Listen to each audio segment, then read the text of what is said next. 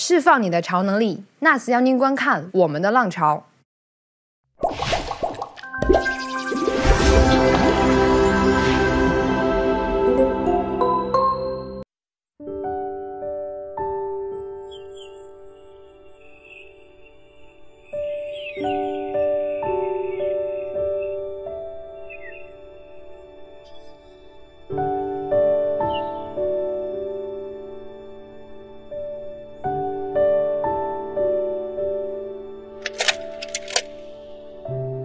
当今，潮流服饰已经成为了每个人衣柜中不可缺少的一部分。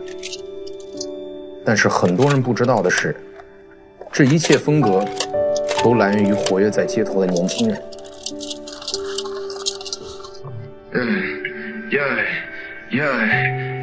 total look 就穿这套，想怎样？还是我就穿这条，想怎样？其实 streetwear 有很多不同的城市，有不同的文化熏陶出来的，但是洛杉矶是一个中心之一，我觉得，所以我觉得我们可以先从这个地方开始。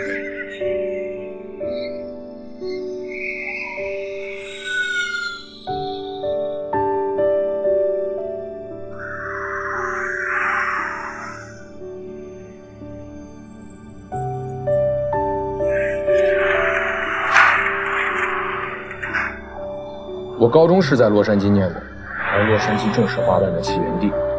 如今这里火热的潮流生意与滑板文化有着密切的联系。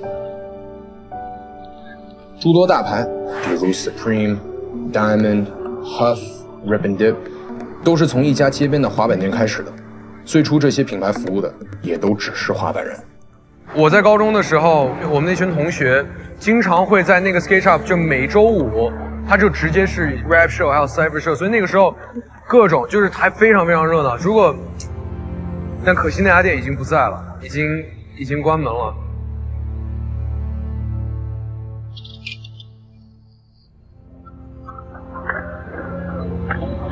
兄弟你好，我是胡天佑，现在是一个职业滑手，我自己还做了一个牌子叫 Avenue Soul。LA 对滑板人来说就是滑板起源地，滑板天堂啊，每一个地方都可以滑，都是你在滑板视频里面看到的地方。这些地形所有人都已经滑过，到处都可以看到滑板的痕迹。以前我去过 LA 几次，但都没怎么滑过。这一次我约了瑞，他是中国滑板品牌社会的创始人，台湾音乐。在 LA 这几天找这哥们带着我，绝对没错。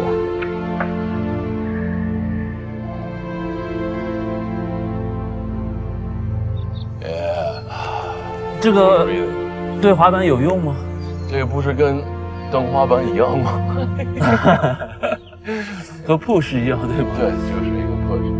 然后从这边慢慢把前脚弯一下，把手上去 ，Warrior 2，有。那你现在练瑜伽比滑板多吗？现在稍微多一些，因为怎么说，说实话，也就是因为滑板的哥们儿不多。对，像你这种哥们儿，我都是在中国的，就是我很期待你过来，我们可以一起以前去玩玩滑板。对对对。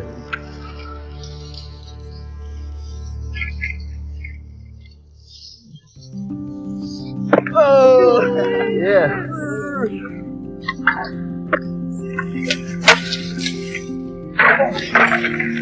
没事吧？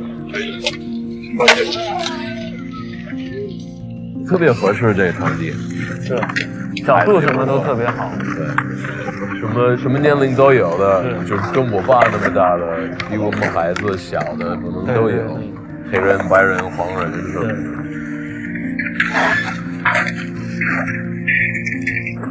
太多人看我炸掉了，越做越没趣了。最后一个。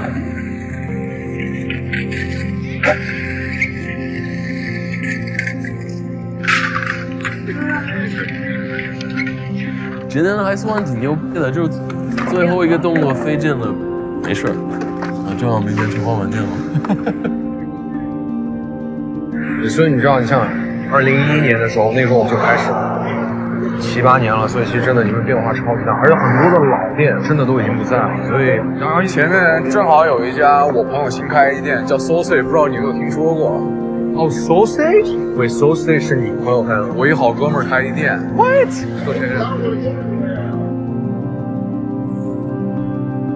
原来我们如果真的想要一件单品的话，就会愿意去排队，包括我自己。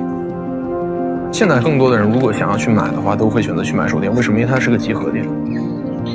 Very limited, very rare, and if you're a Kanye fan, it's one of the grail pieces of having an item from him or his line. Who knows out of those 15 to 20, how many are still in existence? How many are actually in good condition? Yeah, that's why the price point is around 15,000. 15,000. Yeah. I'm gonna come back tomorrow. I'm gonna sleep on it.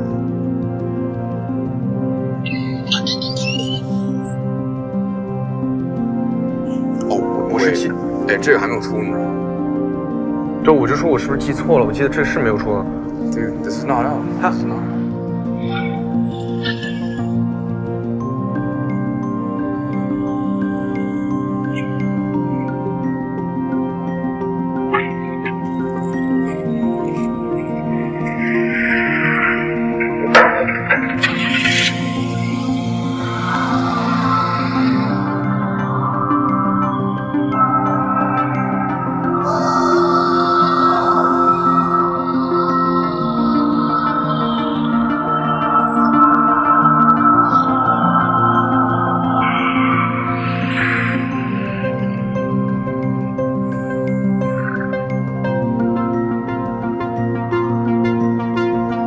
2019年的街头服饰交易里，二手交易已经占有80%了。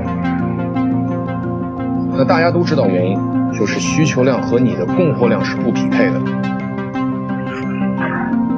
所以它就会让这些单品变得更有价值。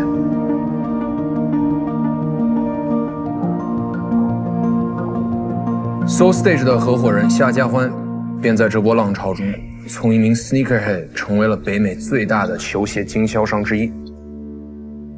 这个其实当时发售量不大的，很少的。对，这双鞋，而且当时被骂得很惨。这双鞋现在大概在外面能卖500多美金了，已经啊！你不能把它的 retail 就是原价当成一个参考的一个东西，因为很多人想要这双鞋，他们原价买不到，那就会去加钱买。对。那这个东西市场上的价格它就会慢慢炒高，这是一个很合理的事情。而且其实很多人不能理解，但是我跟你说是真的，很多人会愿意去 actually spend extra， 会去加价钱。这是我们就是球鞋文化一部分，也是我们存在的价值。如果所有鞋 OK， 你都原来都买得到，那其实大家就没有sneaker culture这种说法。你对这个 collection 怎么看？那你有没有觉得他有点圈钱的嫌疑，来骗取大众的钱？因为他知道这个是很保守的一个 model， 让他加一些东西。Off-White 的品牌因为 Nike 现在有没有那种他把大众给玩弄于股掌之间的感觉？这双鞋完好合着在全世界应该不超过4个吧，一共就做了4个。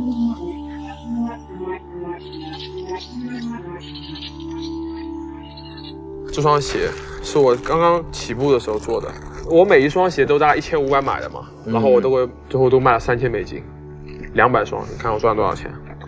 如果是一个你想想看 freshman year in college，That's crazy. You make like 100K. That's crazy. A month. 给你看看，就是 you know the Louis Vuitton Supreme Hoodie. OK. 每一件现在每一件值超过1万美金。How much money you holding?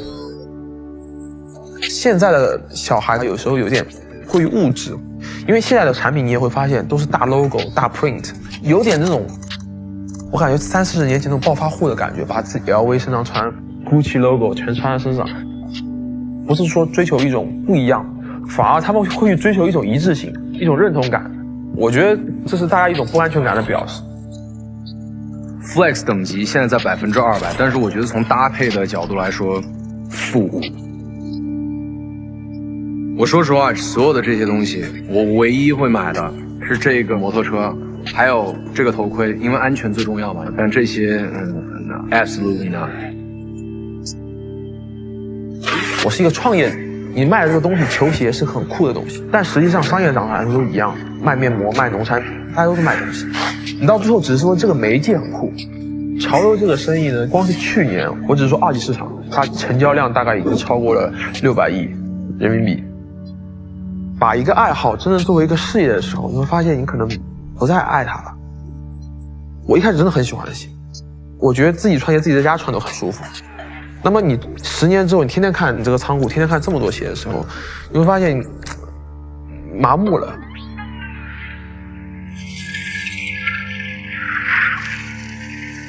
OK，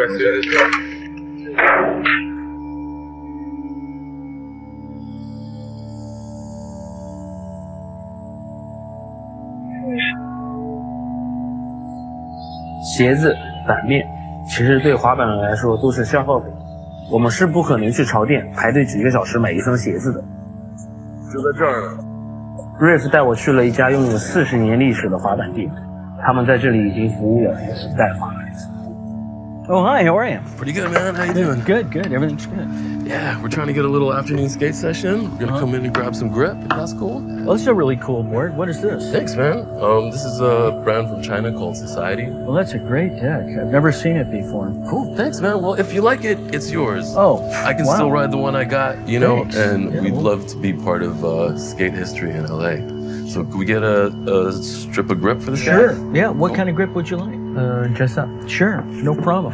Got a sheet right here for you. Jessup grip tape. Nice. The real deal. Sure. We'll just give that to you. So, Awesome, thanks.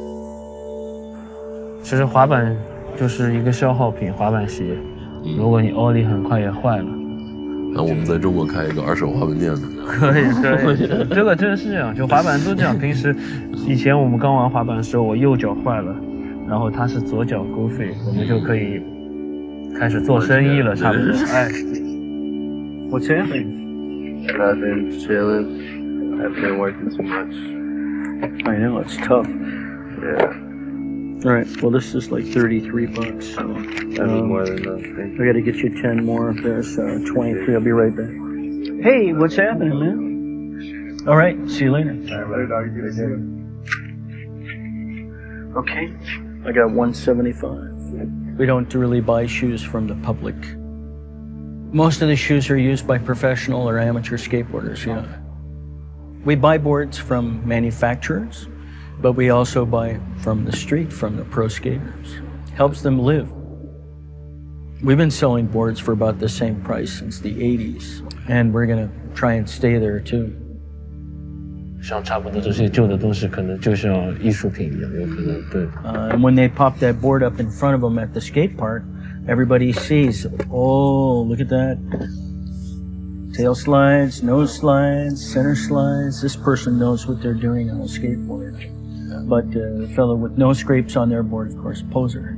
I kind of feel like skateboarders are artists. And they're living that artist's life. But they can't if they can't live. They have to go get a job someplace. And then how can they practice their skateboarding? It's impossible. That's awesome. We must practice. Makes perfect. 当时也很小，有一个机会我可以在滑板店打工，每个月有工资了，我也可以有新的鞋子，也有可以新的滑板，也可以让我继续滑板嘛。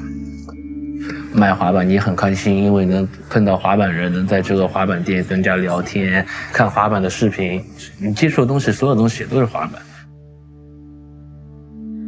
I'm thankful that I'm still able to be around a place like this where I can have somewhere to be at when I'm not skating. Because that's what most people struggle with when you're skating. You know, skateboarding is always in the streets and might not have a place to be at all the time. 因为滑板你有了你的第一份工作，然后你开始跟社会上的人接触了，世界观改变了。I believe that many people come here because this is the city with the most skateboarders in the whole world.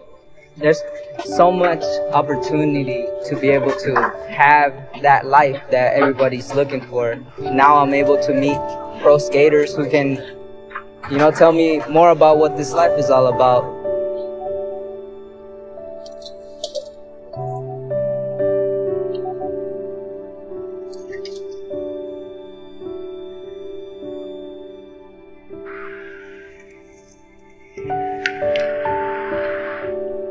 这是著名的 Santa Monica Courthouse。这个地方爆有名，我以前一直在电影里看到，就是差不多90年代初的时候，很多人这里很多人在这里，谁都在这边滑。对，然后什么的，干嘛呀？对，这些人然后警察来了，所有人都逃跑了，对就这个地方，都不是滑着逃，都是就是这样跑的那种。对。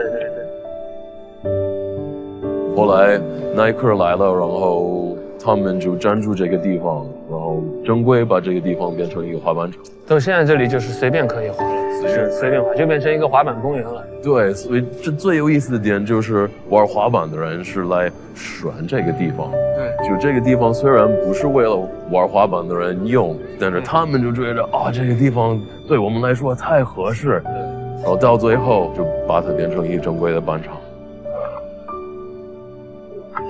当你变成一个职业滑手，代表这个品牌穿这个品牌的衣服，什么贴纸，变成你工作感觉会有一点点不一样。你要拍很多的滑板视频，怎么样保持你的滑板技术，怎么样去让别人喜欢你，这是工作，压力也变得越来越大了。Some days I think I want to be a professional skateboarder, and then other days I feel like it's not for me. Just because when your passion turns into work, I feel like you tend to take it for granted and like you lose it a little bit, you know?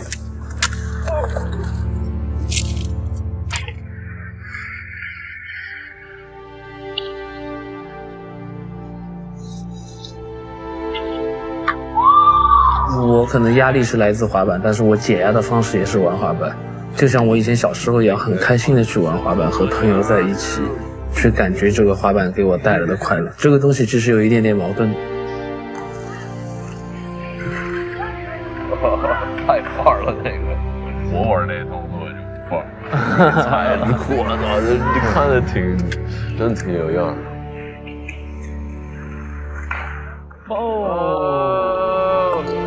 Get it.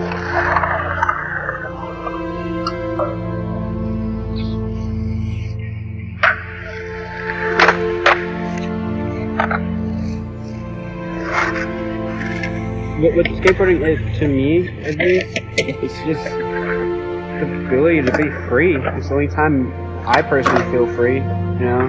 I don't have to clock in to do it. I don't even have to do anything, but I get to just ride around if I wanted to. With no, I guess with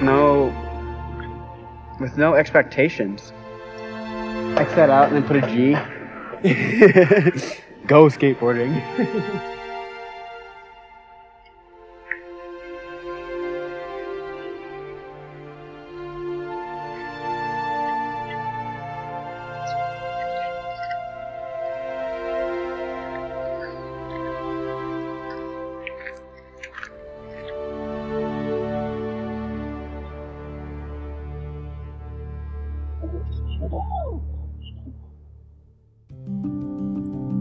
我其实自己曾经也做过一些转卖，其实这个市场现在非常的大。首先是有一个集合点，有一个老板，他底下呢有很多专门去干这些事儿的人，头越牛，就是说明他手下的小弟越多。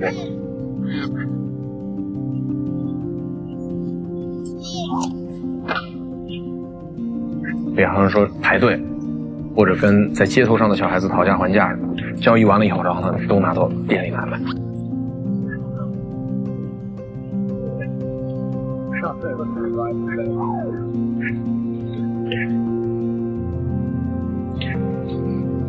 他是拿去卖的，他自己会卖。所以就是他们如果在你这边买的话，对啊，他们还要去做这个 resale， 对，因为他这个 margin 就没有那么大。如果说 margin 来说，很多人在这里买，他会去卖到国外去，卖到他自己的 market， 还有自己的 hood 里面那些人，他们可能从来不会上街来买，他们就自己在自己的那种小 community 自己卖，可以卖更高的价格。对，相当于做一个很 hustle 的一个可能赚到10几20块。我只是提供一个平台给大家做这件事。有些人他就是喜欢这个，当然还是赚到钱，一举两得。Supreme releases a lot of items every Thursday, 11 a.m. That's when the store opens, right? We'll camp out Wednesday at 7 at night. And in the morning, when we open, we'll do top 10. We'll buy all the stuff. We're the only ones with the items. We're the only ones that can sense market. How much for this one, though? But as I just kept growing as a reseller, so I got to that point that I'm like, why not just pay someone else? Let them do the work and me still make money off of it. How much you want for this one? 30 over, right? Yeah. 160. That's a no-brainer, you know, that's me investing 50 over retail, but I'm making way more profit margins. Appreciate it. Yeah. Thank you. What's up, man? For shirts. For shirts? They're trying to sell it, right? Yeah. Alright, for sure. So the hardest person to resell to is the reseller. They will always try to lowball you. The more they lowball you, the more margin they get. Most likely it's 220, bro. 40? It's probably 220 a month, bro. Yeah? Alright, for sure. Nowadays, it's just if you got the money, you can do the plays, you know? The people that don't have money to invest are the people that are working for someone else, that are working for another reseller. So that's what it is now, yeah.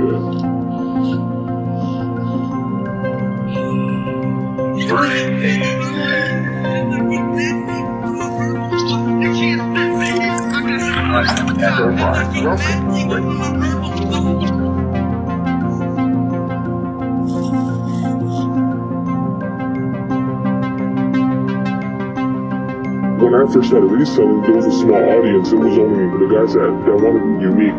Fast forward 2019, everyone's wearing this thing, you know? Now it's super easy to sell. You know, I buy the item. As I walk into my car, there's someone screaming at me, yo, let me buy this off you, let me buy this off you. You know, back then, me as a reseller, I would post all my items on Craigslist and just meet random strangers, you know? I'd be nervous, you know, just like, damn, maybe he might just take my stuff and not pay me, you get me? But luckily now we have Instagram, Facebook, eBay. The customers come to me. They know it's new because it just came out, and they know it's legit because it's me selling it to them, you know?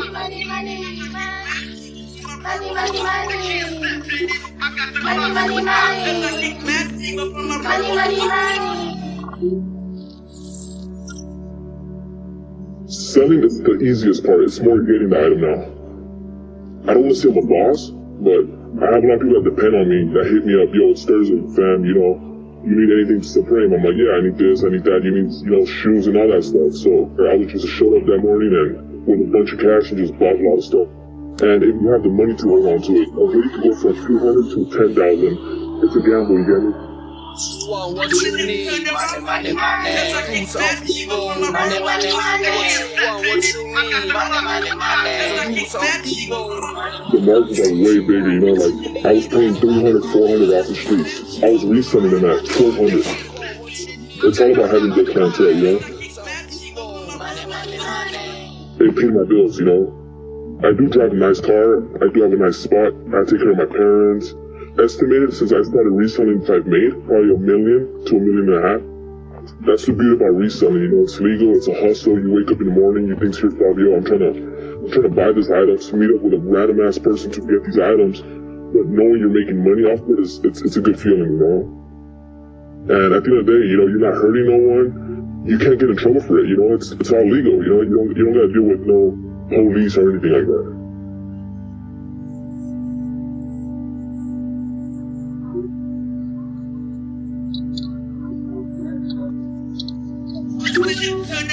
Money.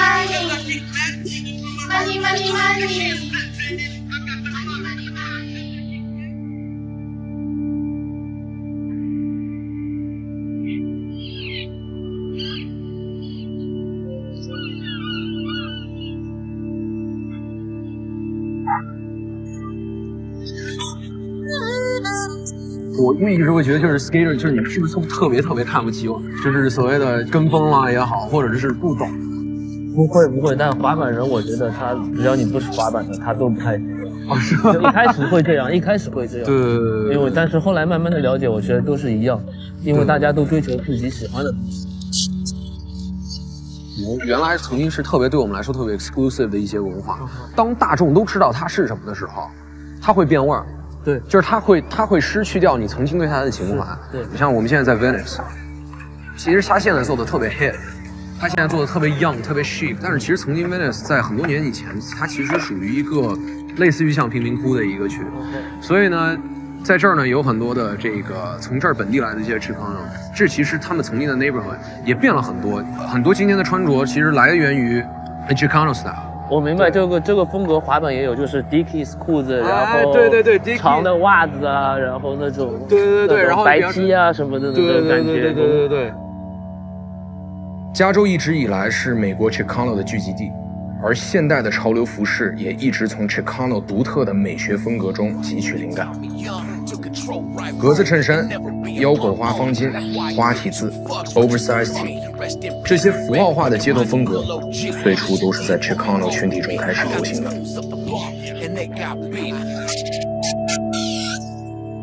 Now when I say my speed make it wow, it's just a way of me letting you know that I feel good, cause everything is good, yeah. Super bad and super firme. Speed make it wow. Everybody knows I drive a Chevy. And they know when I'm in town. Cause I'm rolling, pumping in with my speed make it wow. Just open my eyes and I'm thankful for another day of life. I'm so grateful to walk another day in my Levi's, creased up new chucks and a fresh white. For that lane, homie, everything is just right. I'm on the yacht and I'm about to cruise all night. Pick up the homies and my little Ruka. Everybody knows me, they call me Fushka. Wait, first I gotta polish up the chrome. Oh, what's up, homie? Yeah! You know, I'm officially meeting Victor. Right on. This is What's Jimmy up? right here. All right, cool. He's a pro skater. I do music. I act a little bit out in China as well. And also this garage is low-key tight. You know what I'm saying? This garage space is like your own little... It's like the man cave, huh? You know what I'm saying? It's like your sanctuary of peace. So every little piece in here is like a piece of me. Yeah, that's down to like everything. That's like one of the first movies that I did. That album's my first album I've ever done, which was 2002. That's me when I was a little kid, actually. Me and my pops, who passed away. I try to like look at that every day so I remember who I am. Because if you get caught up in this world, this entertainment business, you can veer off and start becoming someone different. 然后他在这里健身的话，然后他可以一直看在上面，然后就更有动力去做这个嘛，是因为 I feel like I already know he's in this. Oh, you already know. 他说不用让我翻译了，他说不用让我翻译了，直接 inspiration. You know what I mean? 这个方法特别好，对，就是以后也要用这个方法。你也用这个方法。Gonna do it right now. He's probably gonna get some poses. I perform at a lot of car shows. There'll be like 600 cars, 300 bikes. They take pride in that stuff. You like that bike? 我们可以骑吗？一起出去什么 You want to go roll? Yeah. Let's roll. Yeah. Let's roll. All right, let's go.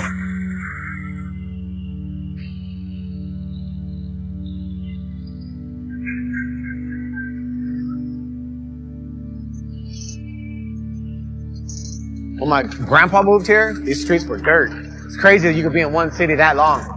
These houses were real poor back in the day too. 那以前的人都搬走了吗？ They gentrified it, where they just have rich people move in, and the rich keeps getting richer, and the poor gets poorer, and then you gotta shoot us out to another city. I'm like the perfect example of it. I live in another city now, but it's because the rent is so expensive here. My grandpa was here first. You just moved here. If anything, you're new. You can't just move into my city and act like you own it.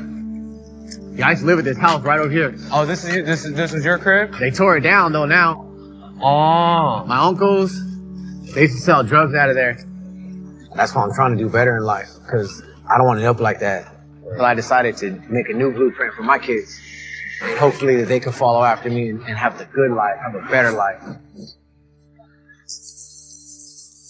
Hey, you guys want to go to Lowrider Party?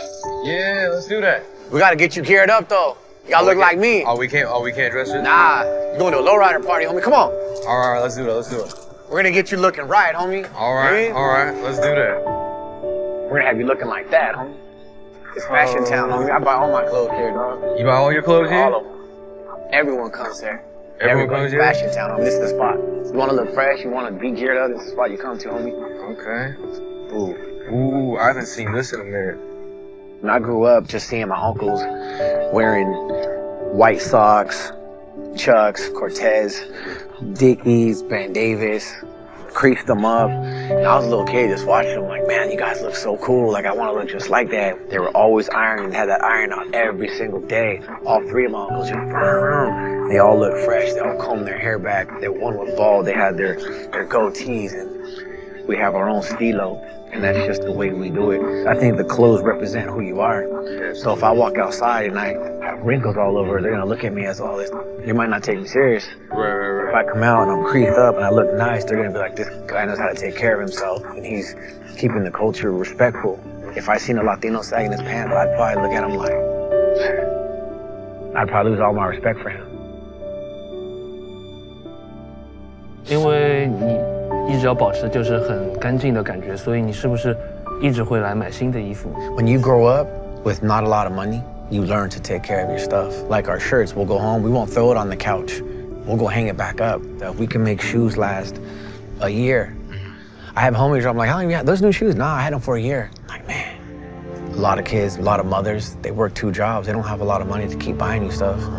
You know, their kids can't just get a shirt or shoes and just wreck them. If they're gonna get on you, and that kid's gonna learn to take care of his stuff. 如果他小孩是玩滑板的话，那可能出事了。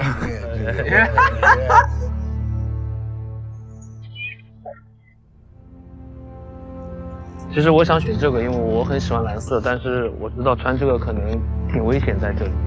I think you'll be right. You're with me. Okay. It's my party. We're rolling. 可以吗？就真的可以跟他穿一样。 Like if I was to invite you to a party, like I did, you guys will always be safe because the people I hang out with, they all respect me. Normally, if you wore a bandana, it meant something. If you wore a blue one, it meant you're a Crip or you're a Southsider. If you wore a red one, you're a Blood or you're a Norteño. But that could just be a fashion accessory now. Anyone could wear one. I tell you, fashion town, right? Mm-hmm. You're looking fresh now, huh? Right. We're doing it right. Absolutely. You guys ready for the lowrider party tomorrow? Yeah. All right, I got my homeboy picking us up in a lowrider. Oh, for real? Yeah. Tomorrow, though.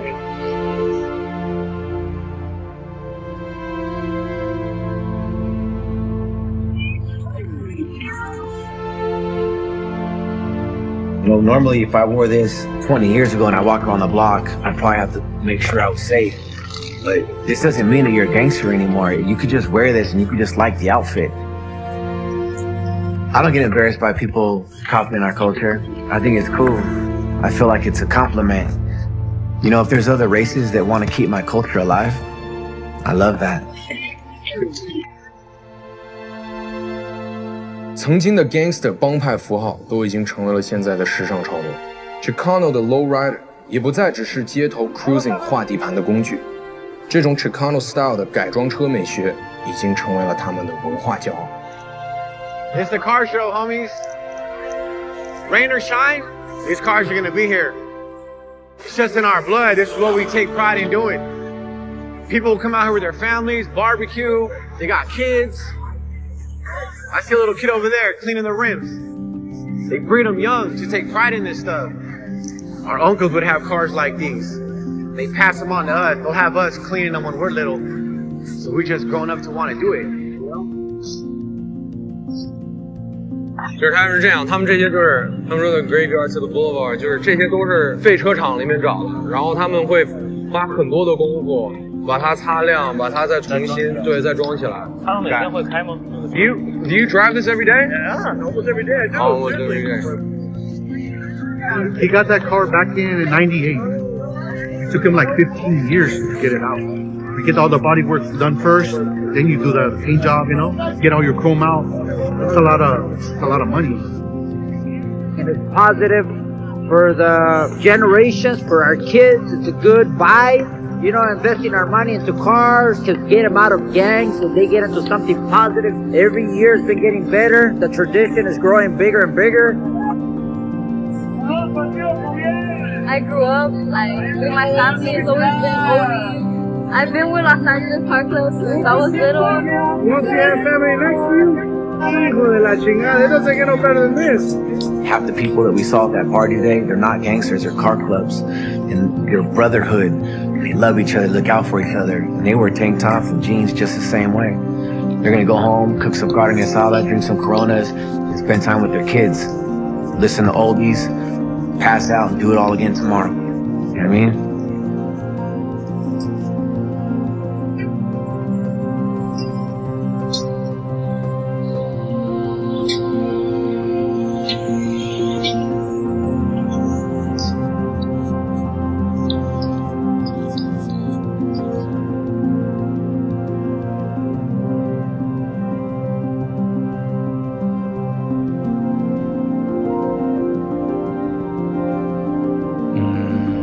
现在暂时还不知道他想要表达什么的，但是我觉得这个展现的这个方式这是比较有趣的。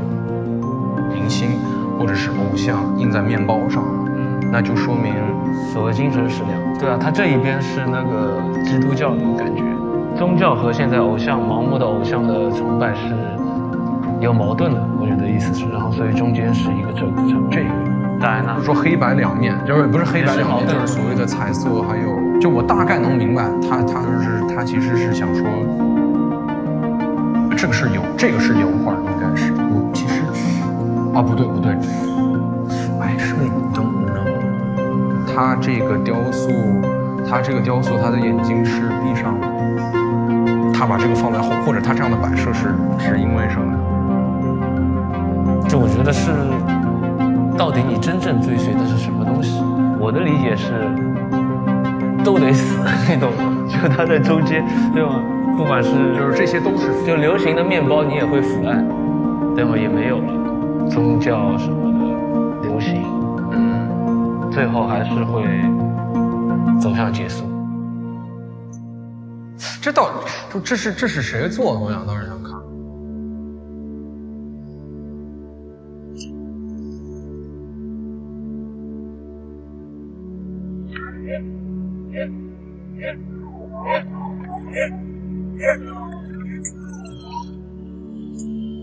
不管去哪一个城市，它都有它自己独特的见解。其实伦敦这个城市非常有意思的是，它是这个传统和摩登文化的完美结合，所以我会更偏向喜欢。刚刚被车撞飞的就是 Blowing the Cool， 他曾经是 Palace 的当家滑手，后来开始踏入时尚界，也创立了自己的滑板品牌 Thames。 I don't remember enjoying anything before skateboarding. Skateboarding, I've always credited for introducing me to everything, the art, fashion, London, taught me how to communicate with people. It's a different time where, the art world is so boring and so full of classically trained and educated people. The fashion world, the same. And people are starting to realize that that's when interesting things happen, when galleries take a chance on people that just have ideas and not necessarily the sort of CV to back it up, or it feels like the most natural thing to do, really. I know people that really disagree with skateboarders doing fashion shows or doing art shows. Obviously, I'm not one of those people, because I think it's a good thing.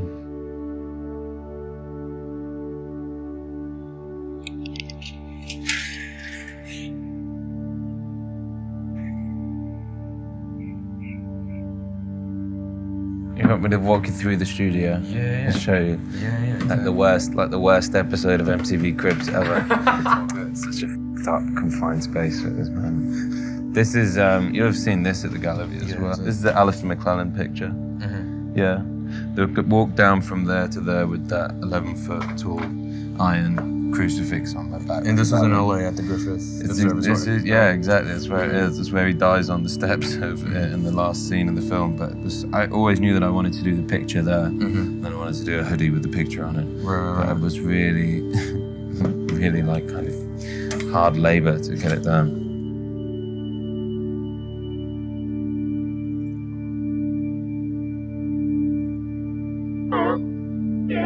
I would agree anything is an art form. Like, honestly, like, even just like crazy avant-garde artists, like, you know what I'm saying? Like, there's a bunch of people who like go on stage, take a dump, and then walk off stage and they call it art. I mean, like, well, as long as technically you could call it art, but it's got to make sense. I think everything's got to make sense. It's the thing that, like you said, you could go around in circles, but it always goes back to, looking down and seeing. Yeah. And that makes, from a subconscious level, a profound level, the deepest part of your mind. It's what it means to you. Exactly. Really, skateboarders have always been fashionable people. It's kind of been in and out of fashion before 10 times, but now, in the last 5, maybe 7 years, it's really been as part of mainstream culture. So even with hip-hop music, you know what I'm saying? Like, hip-hop music, a lot of people are like, and that's a huge part of mainstream culture right now as well. You have these doors open for you, and then you take that step. A lot of the people who don't necessarily have that opportunities or choose to stay true to themselves would actually see you as, oh, like you're not staying pure to your roots? Well, everyone's got to do whatever they want to do. That's kind of my belief. That's true. I mean, it's opportunity. I feel like we've got opportunity like never before. That is true.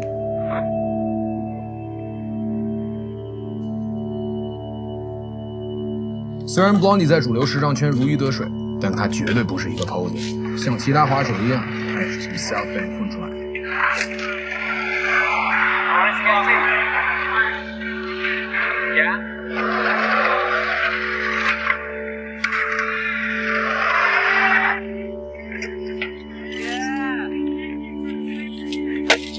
South Bank 是一个特别代表英国的标志性的一个滑板地方。世界上所有过来英国滑板的人、来伦敦滑板的人都会来 South Bank。90年代的时候，有很多滑板视频出现 South Bank 的镜头，所以 South Bank 是特别著名的一个伦敦的 skate park。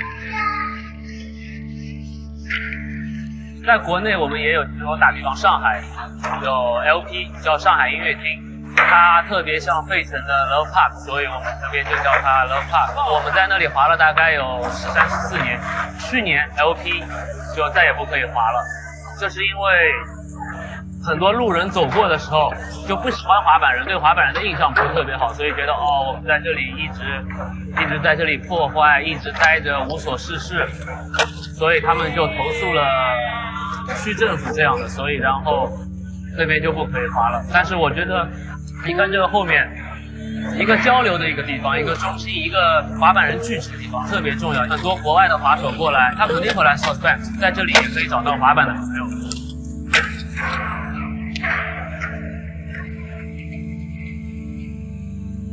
Been in this bit before? I've been in there. I haven't been. I don't know where you go to actually get the table, but I've been inside this. Right here.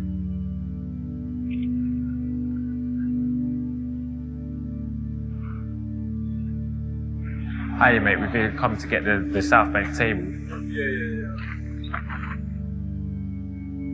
All they really do for us is allow us to store this stuff here. They didn't like the skaters as such, just because they wanted to make better money, real money, like big money. Like. What the hell's going on there?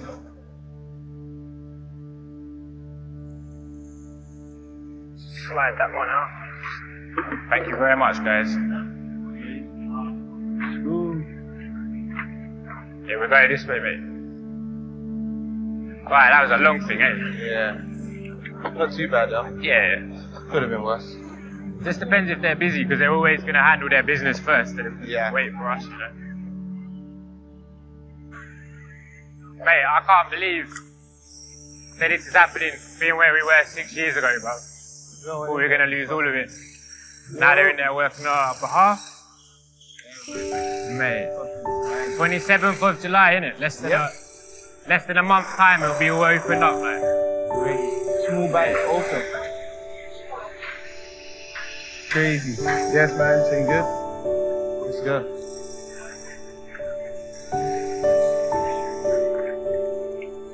My name's Asher Parchment from London, and I've been skating for about 10 years now. Go on, big man. And I'm loving it, man. Love it. Alright, mate. Where you been? Big time waste. I got a South Bank is like the hub. It's like the hub for London skating. Came around in the 70s. Before, like, it used to be a lot bigger than what it is now. We get people that walk past and they're like, man, like, why is it so small? Like, years ago, it used to be big. Long Live South Bank is a charity that was put together by a group of skaters here. And we're working on opening it up, which is going to be in July. So we've got like a couple more weeks until the whole space should be opened up. That space was open before I was skating, maybe even before I was born. So a lot of the locals that skate here now, like my generation, have never skated it. So like, it's like a new beginning in a sense. 其实从90年代开始，伦敦政府就一直想把 South Bank 推倒重建成别的建筑。这些年 ，South Bank 能滑的区域越来越小，一些本地滑手一直在跟有关部门协调，试图保住这块地方。Good, cheers, bro. So this is for the sauce bag, right? Yeah. 很多这里滑板的朋友，他们一起做产品，然后在这里售卖，把这个卖掉的钱全部用来 sauce bag 的扩建。相反的是，你看这里走过路过的人，他们看到这个边上这些东西是卖给 sauce bag 的，但是他们是愿意去帮助这些滑板人来重建这个滑板的据点，所以他们反而是会给钱来支持这些年轻人，这个是很大的不一样的地方。What size? L, yes.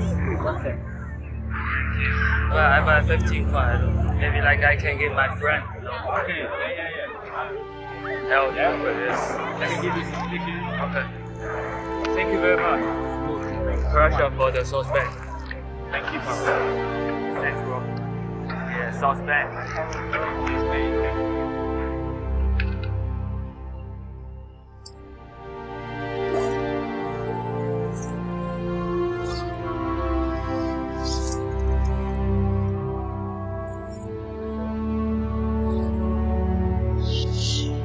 This is like our place to protect in a sense, and and we don't want to pick it up. This is a new thing for everyone. Like even a lot of the old people that used to skate this place, we're working towards that, and we're nearly there. We're just on the home strip now.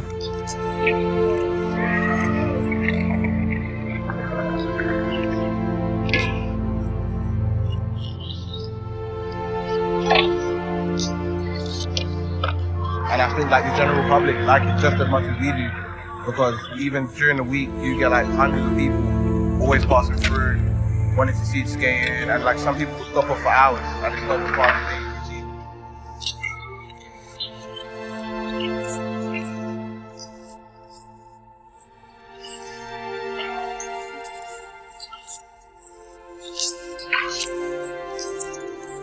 But yeah, are not just like these rebel people that just skate around and enjoy shit.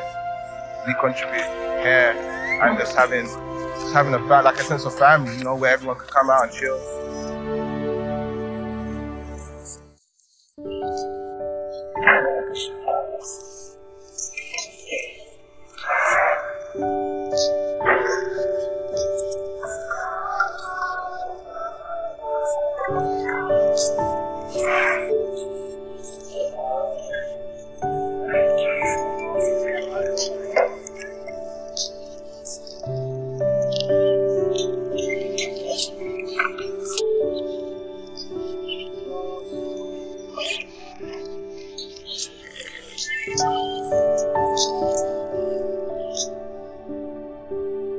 So once you became, like you said, you're in terms of being known to the general public, you're doing a lot better than a lot of other skaters. I want to be famous. Yeah, did that just kind of come about? No, I mean, I won't lie and say I don't enjoy it. I don't take advantage of it. I want to be an influential artist because I know what it's like to be influenced by artists, and I think that is your duty as a creative, to kind of being inspired and inspiring other people. But I've never wanted to be famous for the sake of being famous. Really what's important, what actually stands legacy to yourself, if not anyone else, is if you can really be like, do you remember when I did that? That was amazing. That was the best shit. If you can actually look at your work and look at everyone else's and just be like, mine's better, then you must be doing something right. Yeah, because even if you're the only person that thinks that, you're the only person that matters. Right, that's true at the end. I don't know. I think of money and fame as both things which come and go. We're the same age. I can spend all day thinking about how this wouldn't have been the case 10 years ago or more, and it wouldn't have been, but it is now. So times have changed. That is true. Palace is cool, Supreme's cool. But yeah, times have changed. Everything's cool. But I want something new.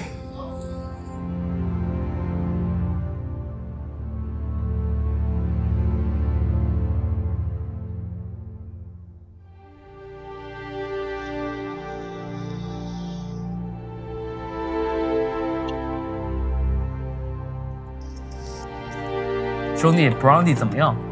哇，倍儿牛！我觉得他不光是滑板帅，做事儿也像滑手一样潇洒。想做点新东西，就不能在意这些主流与不主流之间的矛盾。没错，滑板人都这样。每个城市都有一个 South Bank 这样的滑板地标，这是一个向外界输出创造力的窗口。我还是挺想看一下滑板文化形成之前的样子。放心，兄弟，全世界所有地方都有滑板，交给导演组安排掉。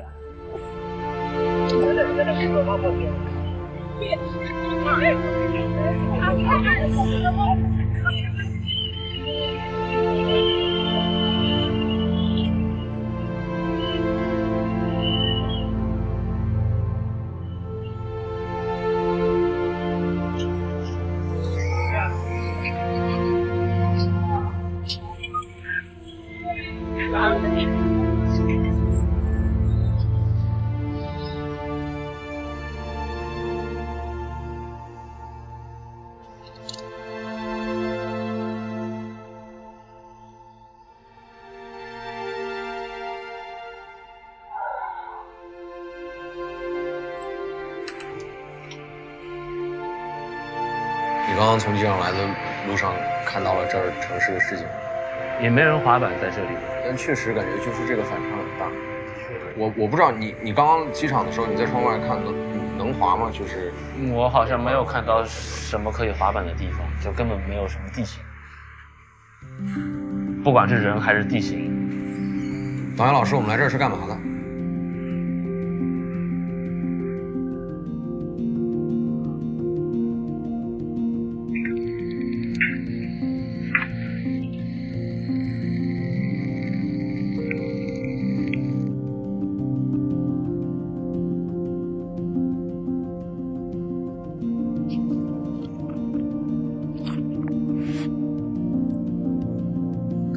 ？My name is Fadbello.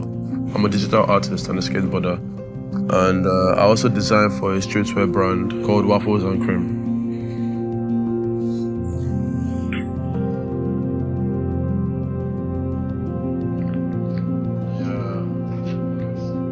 So, I have 5 brothers, 1 sister.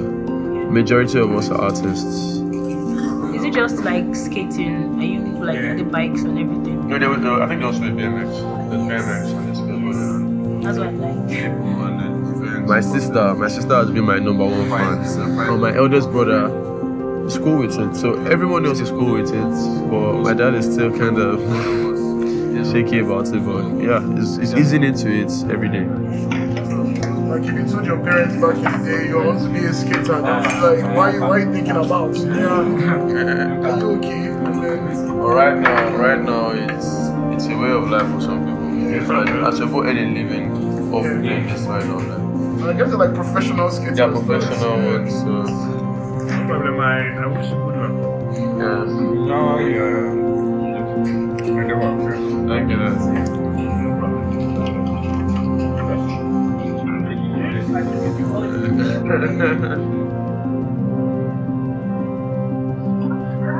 Allez, deuxième. Allez, deuxième. Allez, deuxième.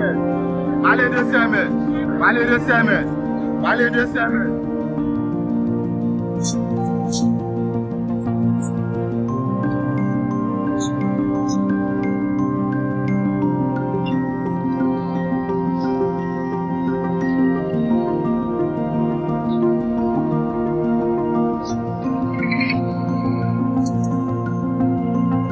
I wake up, I brush my teeth, I take a shower, and then I go out to skate. I hit different spots. I go out with my friends sometimes. One day I was going through my brother's friend's phone, like my brother had this video, and then I stumbled across this video. I can't remember the skater, but I knew it was a really good skater. I was just like, yo, this is sick. I want to do this.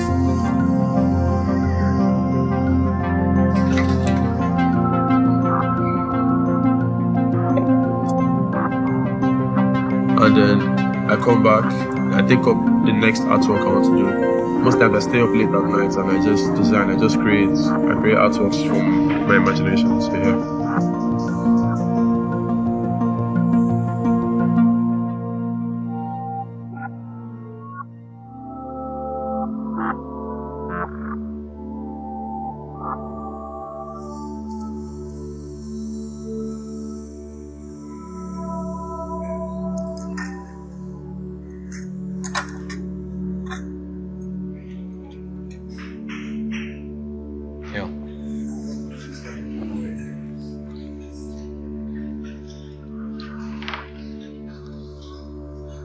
可以啊，有点意思。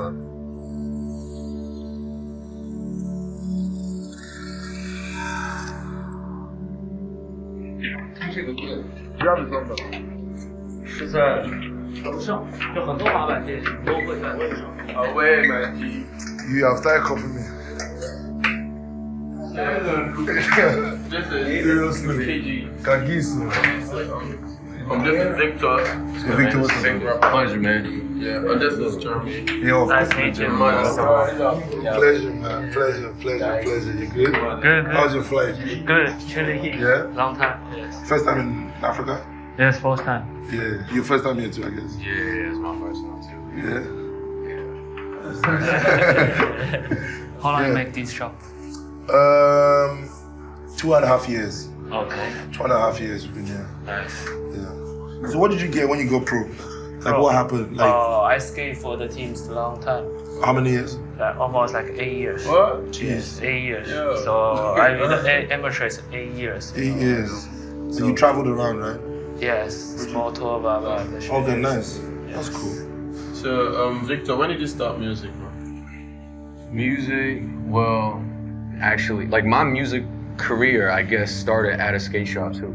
That was crazy. I didn't skate, but I had friends who did, and they were rappers too. So, you know, like we were talking when like Odd Future and all those guys popping out in LA, like that was like a thing, and everybody was trying to do it in LA, regardless where it is. And that's like, I guess, where my music started, because like I thought they were performing at a small venue and they would have ciphers. I was like, all right, I'll write some stuff. And I was like, yo man, like, can I perform like next week? I think I have some stuff that I can perform. And they're like, yeah, hop on, write it.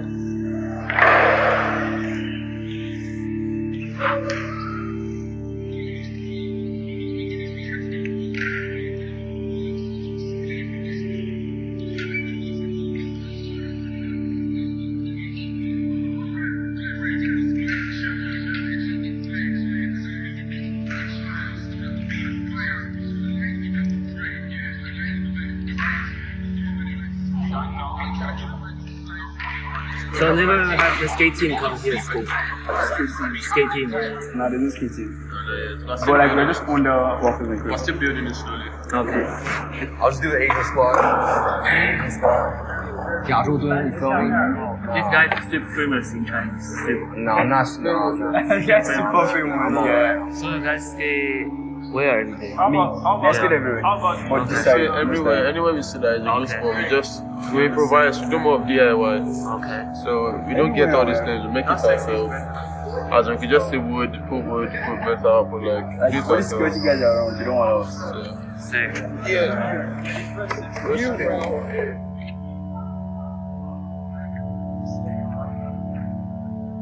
But it's different out here though, because our terrain is not that it's not skate friendly. Yeah. Because everything is built behind a wall. So you see like a spot and you want to hit that bank or anything, but you can't break into someone's property. You know, it's different here. So it's really hard, and that's why I'm trying to build a skate park. And you know, it's in the Olympics next year. Some people are like, yeah, it's not cool because skateboarding is about underground. They don't want to really get. But as much as that's cool, and I support that, but our story here is different. Look, if we're trying to skate a spot and they bring the manager out or they're angry, and we say, you know, this thing is actually in the Olympics. In this part of the world, we're more likely to enjoy that sport. If the Olympics says this is a sport, who are you to judge?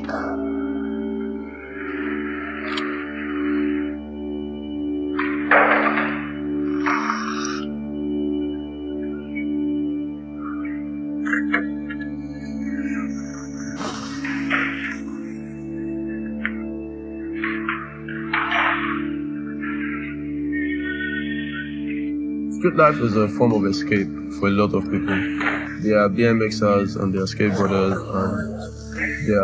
and there are graffiti artists too. And there's like a home without, let's just say a home without roofing. It's just like a home that accepts everyone.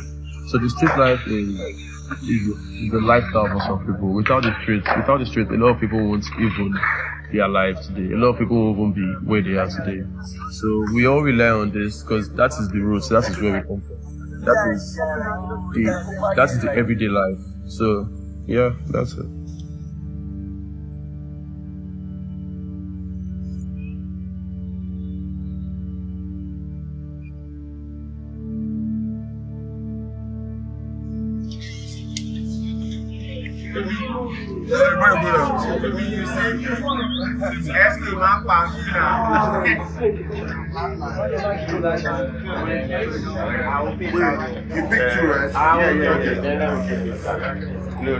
The achievements are not too financial. The achievements are more, we have a shop. And as a shop, we made a skate deck as a shop. We're on a second deck as a shop. We've made about 3 skate films, skate edits. Those are like, if you say, are we achieving? Yes, I think those are milestones rather than financial, if that makes sense. It's a big part of what the culture is. I like design and also the making skate trips as well. You know, meeting other people in Africa that are experiencing the same thing and seeing how we can help each other. It's very important. If there was no waffles and cream, none of this would be happening right now. Because everyone else would be too scared to stand up to do something new. And there will be no platform for skaters, for children that are willing to learn how to skate. Or for people like me, if I didn't discover waffles and cream, I wouldn't even be skating by now. I probably would have given up and be like, oh, yo, there's no one else doing it and no one else believes in this, so why should I do it? So waffles and cream is like a home. Just imagine all of us are crazy people and then there's like this home that accepts crazy people.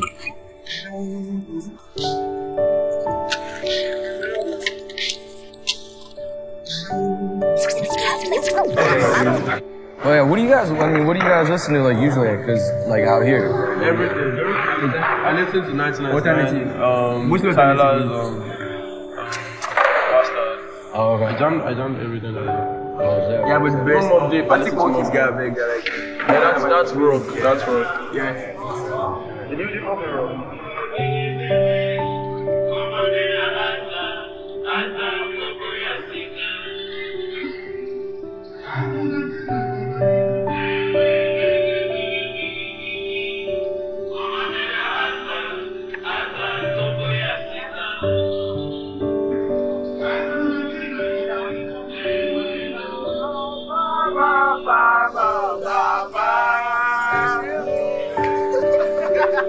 Nigga is always in his head, bro. Always in his head, bro. Oh, that's what he opens. Like flapjack in the flipping cats, though. You can't touch me, you can't touch my flow. I paint a picture just like Picasso. The youths nowadays are more fun-seeking. They like the fast life. They are ready to learn something new. They're ready to be involved in anything that comes through. Everyone is involved in something. Hey, 都在，来，一起。We hop in. Alright. Yo, play some. 我觉得中国是一样，有很多人觉得滑板是一个玩具，但是可能奥林匹克会改变就是很多人的看法。但是很多改变了这个看法之后，很多小孩子他就不知道真正的滑板是什么样，就包括你应该怎么穿衣服，你是什么 style， 然后什么音乐，所以滑板店是很重要的。It's the same thing with music in China right now. Actually, it's the same thing with skateboarding and rap music. Because rap music was actually kind of frowned upon. And right now, the thing is, now they like it, a lot of people are accepting it, but they don't really understand where it came from and how it came to be. That's the same thing with us too, with music too. Okay, so you're saying like the negative is that most people, like younger people, like let's say one that's 5 now or 6, would think skateboarding started with the Olympics. Yes. That's the problem. I think about what life can bring. Had to spend cash on things to swing back the chains. Sincerely, it's just superficial. And at the end of the day, I still feel like I'm nobody. I'm so little. Got everybody telling me that I can't do it. So it gets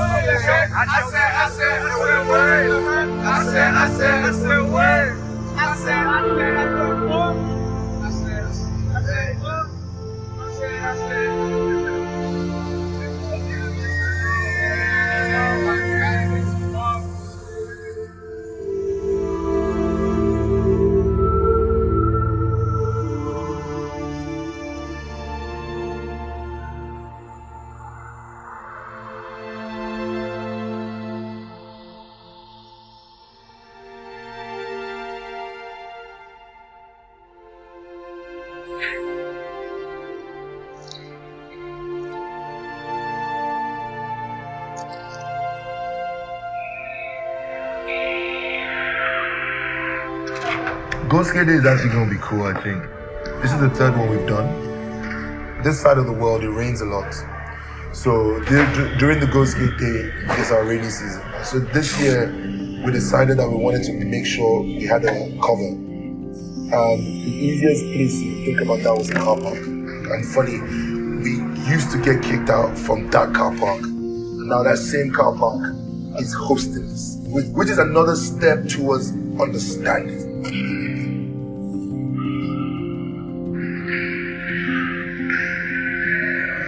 Funny thing, I didn't really know what street was. I really don't know. I think we're just doing what feels right. I don't know what is street, to be honest. I think journalists or people who are trying to write to me. It's a new generation. It can't be the same. Of course, we learn from the past, but then the millennials, the new generation Z, as we call it, would be different, definitely, because how do I put it? It's crazy. It's kind of like we imagine. We always push harder. We always try to break the boundaries.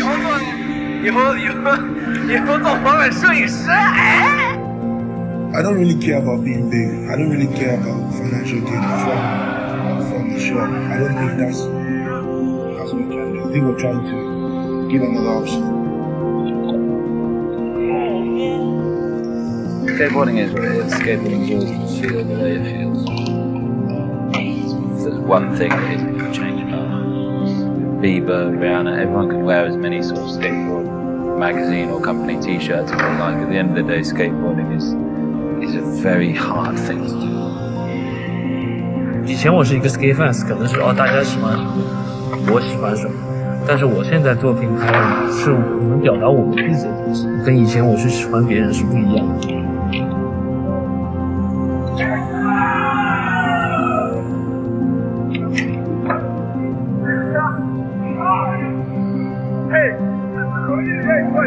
恭喜发财 ，Good fortune， yeah， 走。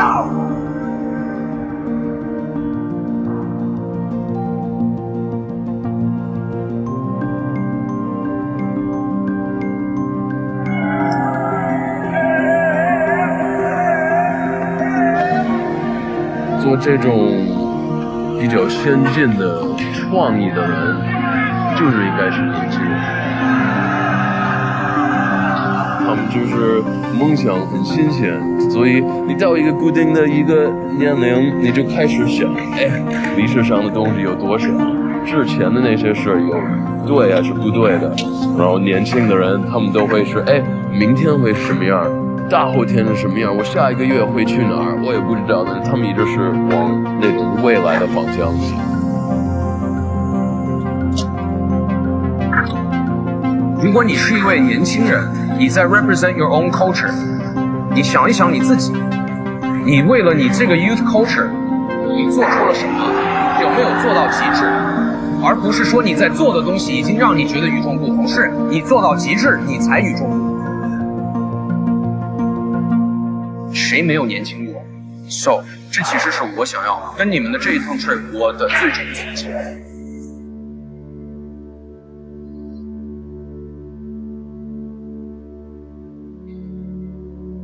是不是嘛？虽然不是个滑手，说倒是能说两句。我跟你嘴炮也是功夫，真的。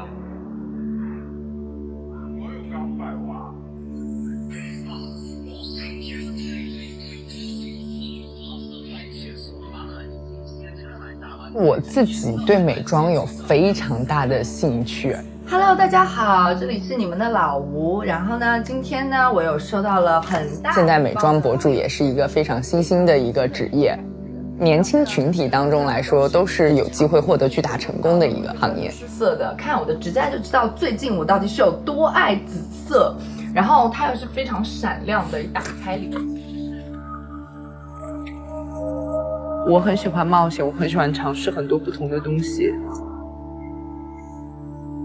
其实不仅仅是亚洲的妆容，对于很多其他新品的妆容，不同的国家、不同的风格，我都是还充满期待、充满好奇的。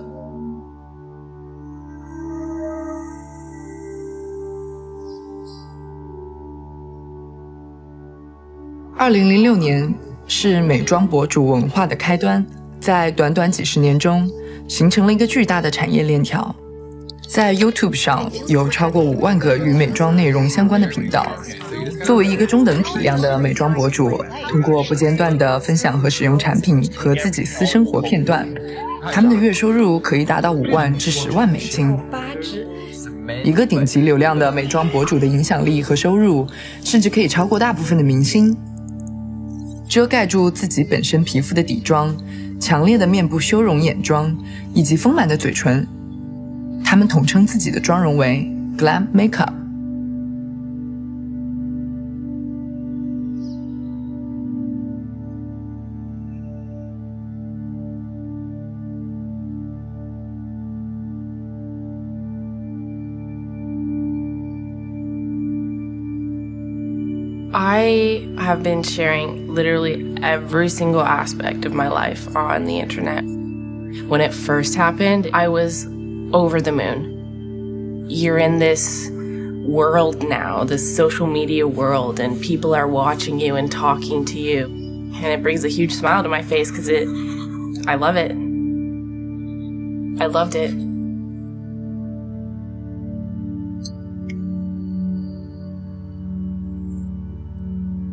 Hi guys, it's Jordan Byers, and today we're going to be doing a brutally honest review on a brand new mascara that I know you guys have heard about. I feel like this might be a controversial video, but let's get straight into it because we don't have time to chat about that stuff. Let's do it. I mean, it's 2019. How do we not have a foolproof mascara formula that's not clumpy? Like, not in my collection. Not in my collection. No. Hi guys, it's Jordan Byers, and today we're going to be doing I literally stumbled into the beauty community. I was making little videos for YouTube, and I did not even know it was a job. Now all of a sudden the beauty community, I know everything about it, and it's part of my life. Like, it's a huge part of my life.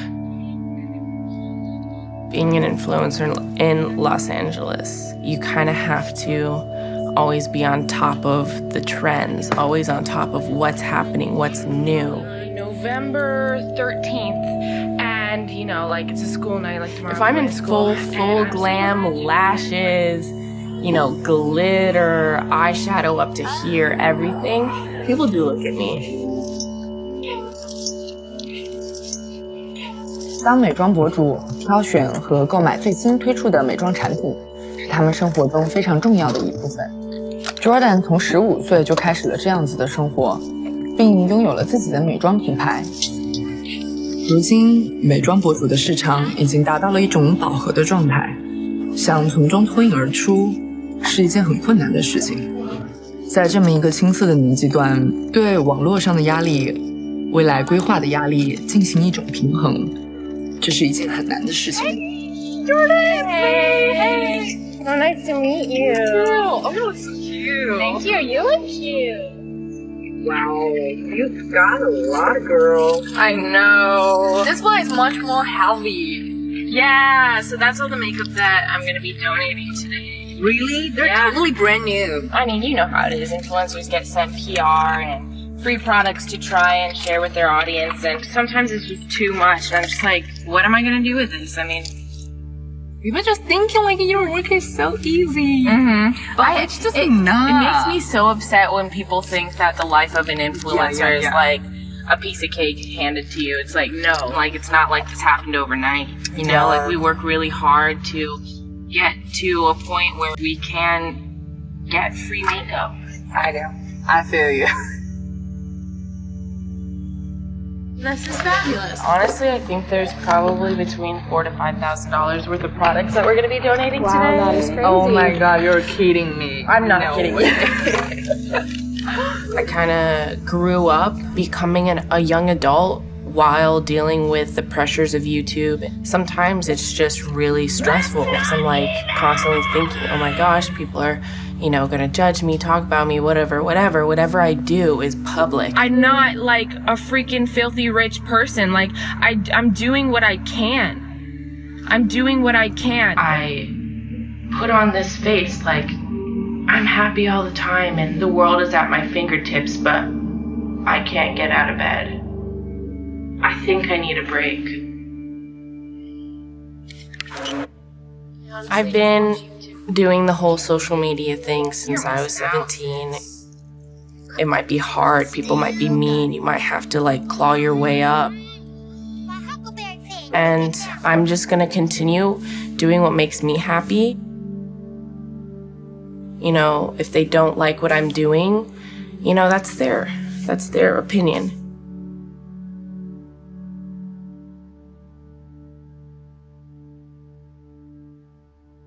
Good morning, everybody. This is Jordan Byers and Luis Mejia. Today, we are going to be discussing YouTubers and beauty influencers that have manipulated and or abused their online influence. So basically, brands will partner up with an influencer. They might not truly like the product, but just want to make some extra cash on the side. I went to a small Christian private high school, and that's when I kind of was like, oh, let's try out YouTube. The people inside that bubble weren't very accepting of that, but that shouldn't, you know, determine how you feel about yourself. Why don't you do pink or something? Wait, no. Yellow glitter? That's a lot. He can't even see the yellow. You're the star of the show today. Everybody in the beauty major literally does full glam every day going to school. I already know some of these girls are going to be wearing some crazy makeup, so I feel like I have to kind of like show up too. Just do some big lashes. Like big lashes? Big lashes, pretty lashes. My guys! Wow. Look at how cute we are. That's so beautiful. Honestly, we should do a video of like mom putting glam on mom. Putting glam on mom and having her like go out and like do like the outfit. I'd pay for that. I'm excited about tonight. Me too. It's a big day. I'm proud of you. Oh, I feel like an adult. You are. You're a hard worker. Thank you. 在拍摄期间，我们正好赶上了 Jordan 的大学毕业典礼。在这样一个重要的人生时刻，也许他有过内心的挣扎，但我想，做美妆博主就是他为自己做出的人生规划。如果化妆这件事是你热爱的，把它作为职业，也算一种幸运。It feels so different. Not even that different, but I know it's a big day. So much. How long do you think the whole graduation is gonna be? Oh my gosh, my feet are sinking through. Yeah. My heels are sinking through. I definitely had to grow up fast. I missed out on lots of things. I had just started my very first business. For me, this was the most important thing in my life. Should we throw it in the air?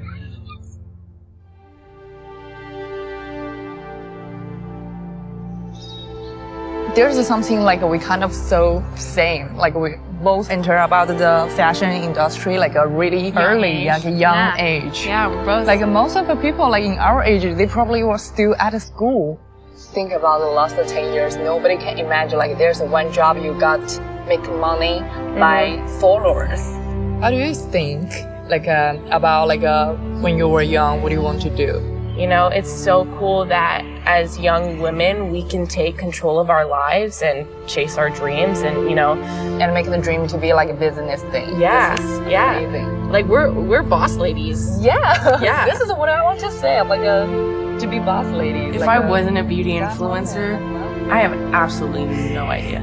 And I honestly don't care to think about that either.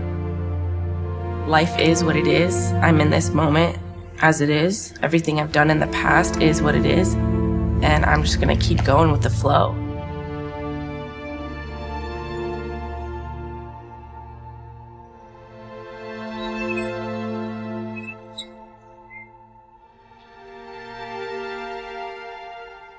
Hi, girls. Hi. Your icon? Do you want to go with us? We're going in right now. Yeah, for sure. Take me. 变装妆容在当今美妆界一直被热烈讨论。现今最流行的卡戴珊妆容趋势就是模仿了变装皇后的上妆方式。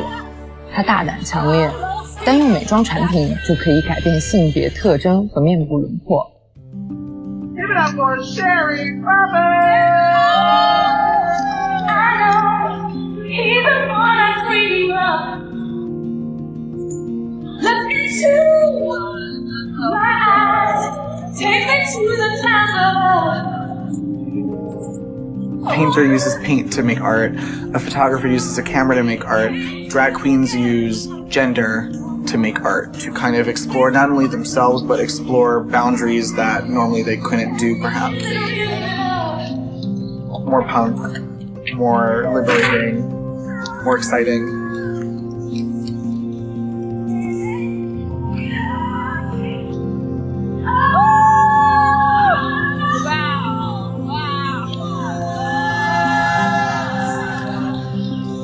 I think a lot of people that maybe aren't exposed to drag culture think that drag queens are all people that want to change genders. But it's really not that at all. Drag is really just a form of entertainment. Being a drag queen, you draw so much attention to yourself. So if you didn't like attention, you can't do drag. And I've always been a performer. This was like a cooler way to be a performer.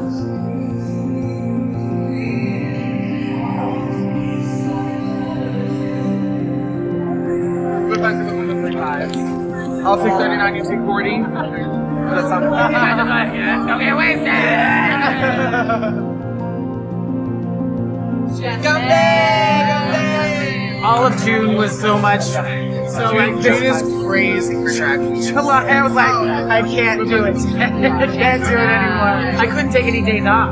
I couldn't take any days off at all. No sleep. Yeah. Another club. Another club. Another player. No sleep. What am I look like? Wait, let me What? fix it. You guys should try me more with your wigs. I'll let you try on all my wigs. Oh my god, Every you're my single sister one. now. Yes! I mean, I hairspray my face. I do my makeup and most drag queens use just like setting spray. I take the strongest hairspray I have and I just make a cloud of hairspray on my face and then that keeps it. It's like a veil. Yeah. I like, every time we smile, it's like, it's tight. like pulling our face, like, ugh. Yeah. It's like Botox, but for free. There's so many of us, and I think the hardest part about being a drag queen in New York is essentially selling that aesthetic, that thing that makes you different. I've definitely gotten stranger hate. I have friends that have been mugged, followed home, or just mean stares. All those things I have developed a thick skin to. I've felt uncomfortable and in danger before, but luckily it's never been anything that's actually bubbled up to happening. Again, I'm lucky, because that's not the case for most people. Yeah, 我要饺子 steam dumpling fry. Sorry, steam. So is that you guys' friend or your family knew about the drag queen job? Like, are you guys hide this sometime? I know my family doesn't know about me doing drag. They're just like, whenever I tell them things, the first thing they think about is like the worst outcome. My dad was weird about it at first, but I mean now my parents make me like perform in front of the family, even though I'm not in drag. They like make me do numbers to them in the living room and stuff. It's impossible to live doing one thing. A minimum of, anyone has a minimum of like 2-3 jobs. You have to. But I can see myself in 10 years still doing this. Hopefully with nicer wigs and more money and more money. More money. And that would be cool. Yeah.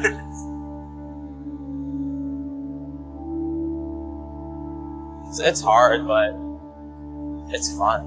Yeah, I mean, I'm surrounded by people that I love, surrounded by people that love me. I have these two dummies with me. So yeah, I'm happy. Can't ask for anything more.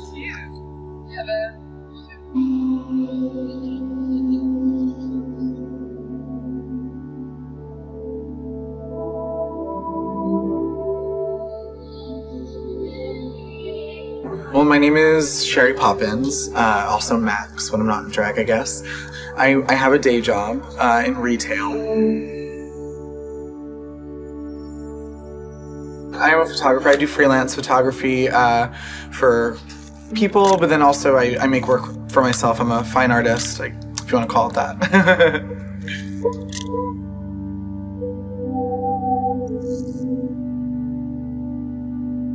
So many people were like, wow, like you look awesome.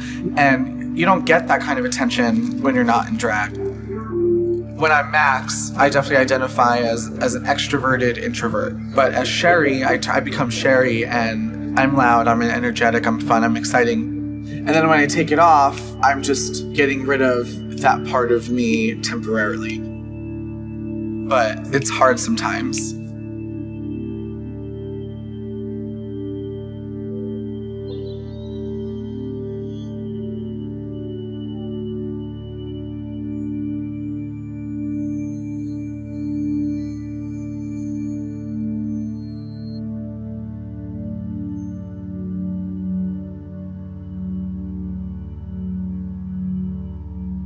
Growing up, I never thought about wanting to be a drag queen. I had someone else put me in makeup for the first time, and I looked in the mirror, and it was like a fantasy, like clicked, and I just transformed, and it was just so crazy to look at, and that kind of appealed to me, you know? Of all the aspects of drag, the thing that took me the longest was actually doing makeup well. And not easy, because it's very hard to put that kind of makeup on a man's face. I do what is considered like camp, very harsh lines and dramatic. If I don't wear a lot of foundation, I look like a man in a wig, which is what I am anyway. But yeah.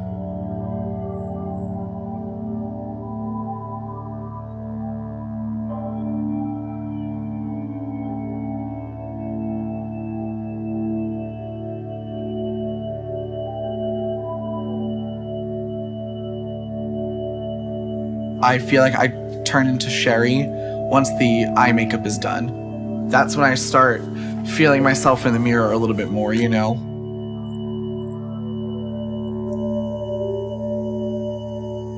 When you finish your makeup, you know that you're about to step out of your house, and everyone else is now about to also see how amazing you look.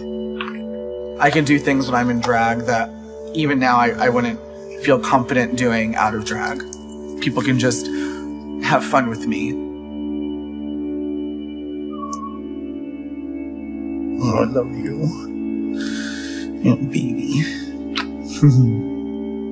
Oh, my little princess. I'll see you later. You'll be sleeping, but I'll see you.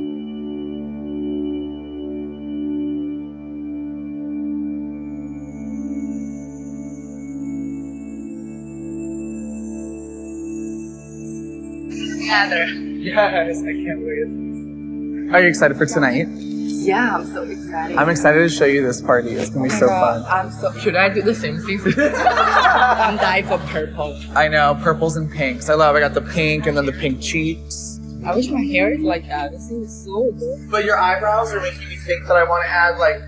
Go ahead, please. Lovely.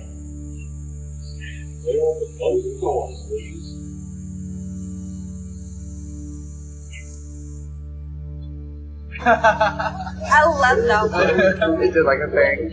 Yeah.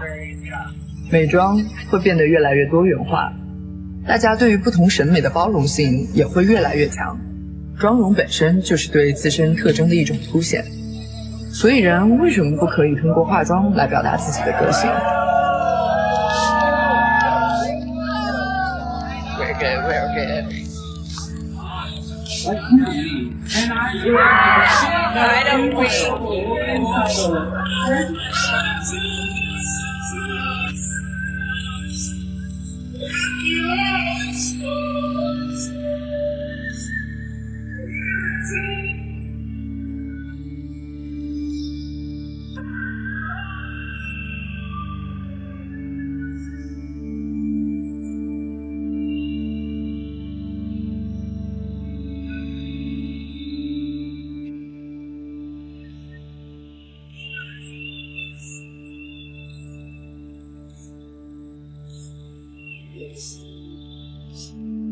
It really sometimes gets me emotional when I see drag queens and, you know, weirdos loving each other and supporting one another, because There's so many bad things in the world right now,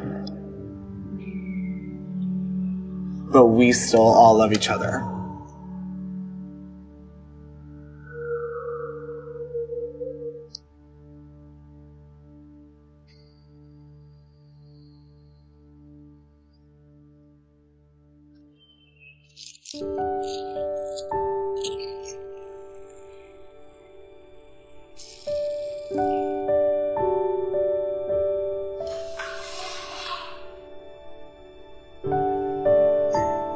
I always wanted to be an artist. I knew from a young age that that was what I wanted to do.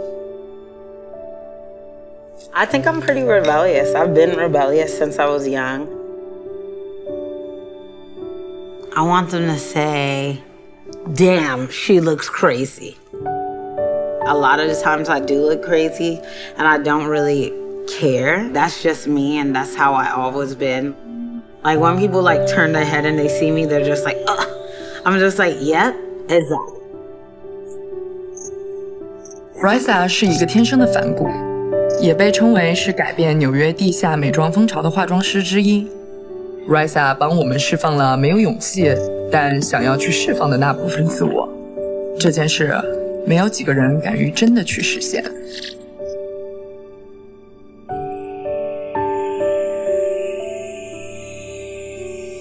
She's talented. I already told her, like, she's dangerous with the brush. Like, her brush is her tool, it's her weapon, and it's insane the looks and stuff she comes up with. And I'm excited to see, like, how she damages this industry. What do you mean damage? How I tear it? How she tear it, how she leaves her mark, you know? I went to Catholic school and they were just like, oh, we spent all this money for you to be in Catholic school. Now you just want to be an artist? No. And then being that I dropped out of college 3 times, trying it and just being like, oh, this is what for me. And it was definitely not something my mom supported. She was like, you came to this country for education. You didn't come here to do hair. You know, artists have their battles. You start freaking out and being like, why am I doing this? Is this right? Am I doing the right thing? Like, it takes years for people to figure out their sound and their figure out what they like, you know? Watching it, but exactly. Block it all out. Exactly. Give an attitude. Think of the hood girl on the street. She just loud, extra. A little kiss. Yeah. Well, you Cardi now. And do some looking down too. Yeah, exactly. That's how you eat the shoe. 模特在更多时候其实是被别人主导的，不同的长相、不一样的性格，都会被要求化一样的妆容。但 Raisa 则会尽量贴合每一位模特本身的面部特点，进行发挥和创造。Raisa, nice to meet you. Wow, I love pink color. Thank you, thank you. This is a cute. So I'm bored of the Instagram style of makeup, basically. It's just the same people doing so many tutorials on the same type of art. The way I project myself to the world as a super, like, I inspire people. You could bring me wigs, but I'm not gonna change myself or drop myself down to anyone. I fight people on it. And I've always protected people who also felt that way.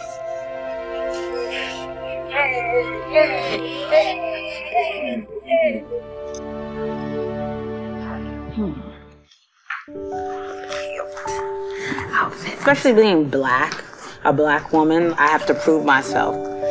I've been getting teased for my whole life. They're just like, oh, you're plus size, but you're wearing like a short dress, or you're super tall and you're wearing those tall ass shoes. If you're really a creative, then that stuff wouldn't have to matter, even though you're still kind of crazy because you're a creative.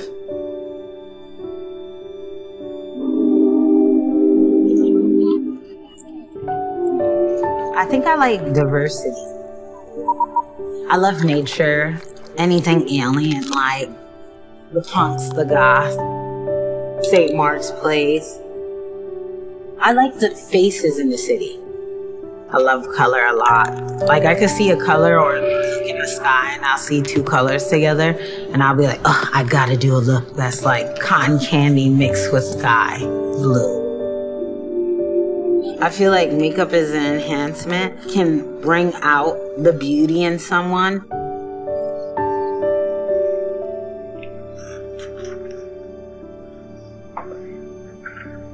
I'm gonna make my birthday wish this year, like have a friend like you. Well, I started doing makeup when I was 12. 12? I didn't even know what I'm doing when I was 12. Let's do it. Yes.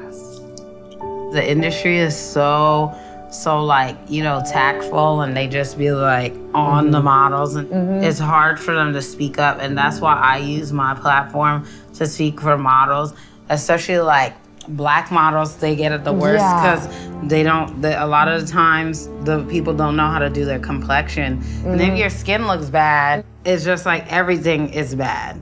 I just have to be mindful of people's eye shape. I like study people's eyes and stuff before. Cause I noticed not everyone's face can handle certain things. Yeah. Like, it just doesn't look right. Who is the most beautiful woman in this world? It's me. Let's touch it up a little. Yeah.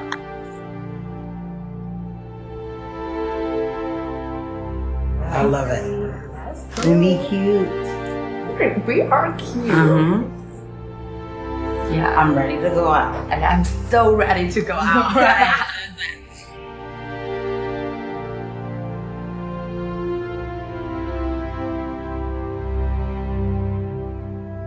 Raisa 要带我去的是一个她特别组织的未来感妆容派对，在这里，她会在所有人的妆容上加入她自己的奇思妙想，他们自己的脸就是她的灵感来源。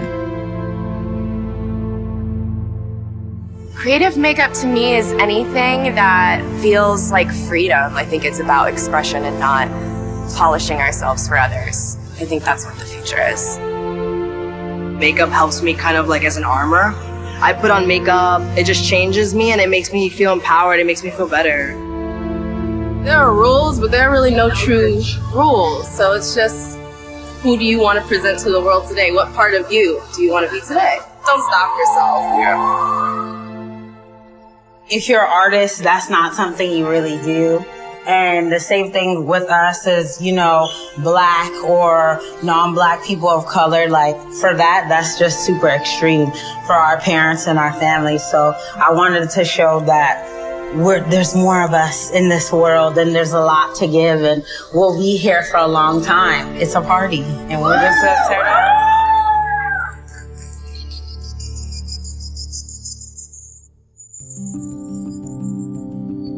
If you have a problem with seeing me, like literally, you can close your eyes. Not being afraid to look a certain way because of how you may be perceived is real creativity. See what you like and then do what you like, and you will have so much more fun than like trying to impress society, because society is not impressed with anything. It could be lipstick, it could be just an eyeshadow, it could be concealer, whatever you want to use as your weapon, because that's uniquely you. Those younger generations look up to someone like me. I could grow into the person I am now and do the things that I am doing now is really important for them to see. Because you could be wild and alternative and crazy and all of that and just still be a person.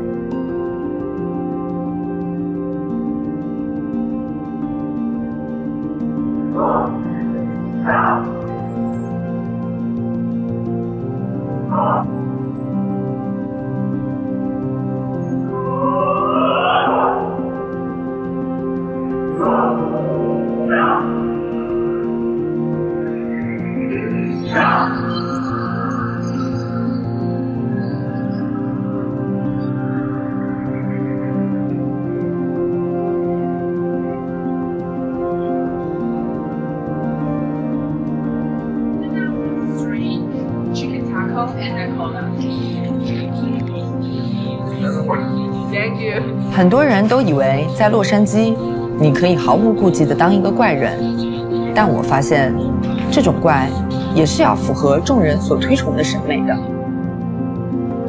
哥特妆容在维多利亚时期就已经产生，在90年代初期受到内心愤怒、绝望的年轻人的推崇。他们通过画上惨白的皮肤和浓重的黑色油彩去表达自己，并找到彼此。一直以来，哥特妆容都被打上强烈的标签，这样的妆容在现在的美国仍不是主流。我们要去认识的 Angel 和他的乐队，就是这样一小群找到了同类的年轻人。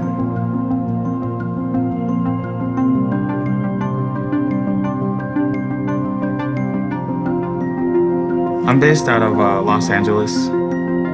I'm a musician and producer primarily. I'm also a part-time Lyft driver to help pay the bills. I moved to LA on my own and I started just being myself. I came here to pursue my dreams. My parents wanted me to go to medical school because I knew a lot about science. I've always been like a straight A student. I was really smart, but I decided to just focus more on arts, and they were just afraid that I was going to end up like the people on the side of the road, like begging for money.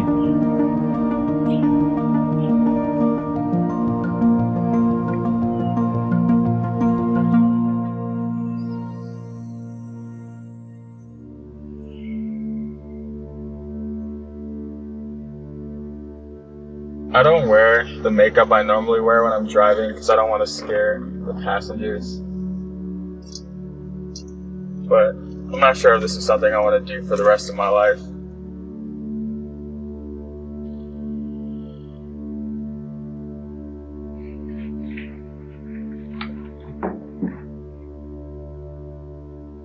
I like to do a lot of goth and post-apocalyptic looking makeup styles. A lot of avant-garde and androgynous looks and stuff that looks kind of alien or out of this world. I kind of treat like my face as like a canvas and I'm painting.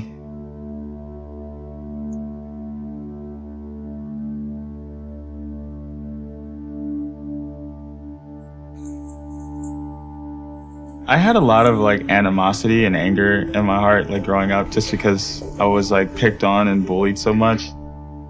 I just didn't really trust anyone.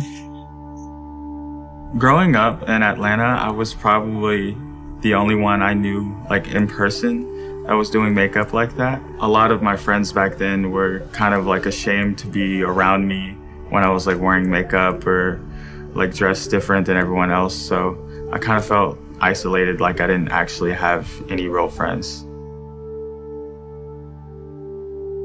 I get a lot of like hate comments just because of like the makeup I'm wearing. They just want to get the satisfaction of making you react in any kind of way, so I almost never engage in any of those comments. 在见到 Angel 之前，我对哥特妆容的冲击力有所耳闻，但当我实际看到 Angel 和他的乐队的时候，眼前的妆容还是超乎了我的想象。比起称之为是一个妆容的话，我觉得更像是一种舞台表演的呈现。Hey, it's Jay. Nice to meet you. I love your eye contact. This is so cool. Thank you. Yeah, but how do you think about me today? Well, could add a little bit of paint here and... Let's do this. I mean, I'm breathless.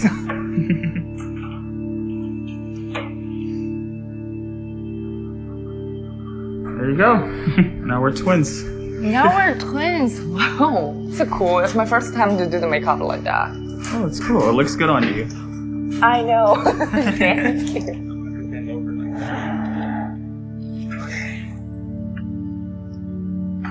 Ian, do you want to paint my tongue? Like it's hard for me to see behind me, you know? Angel actually taught me a couple things, like how to use the stipple sponge, but I haven't done that yet because I'm waiting for Angel to work on me. Yeah.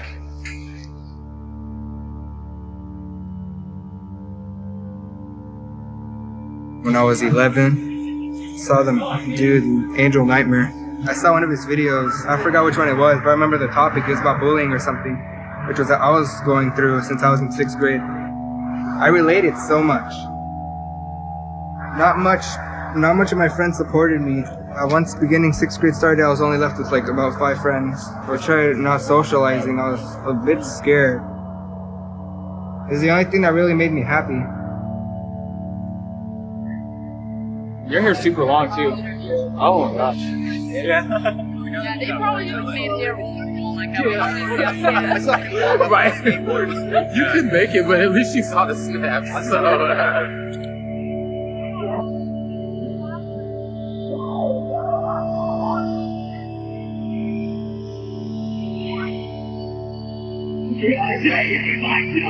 I don't say you want, and I believe in my life to walk that public. So the persona I play on stage is kind of like an amalgamation of all of the hate and anger that I used to like harbor for the world. It's just kind of like using that to just let out that stress and that anger towards the world.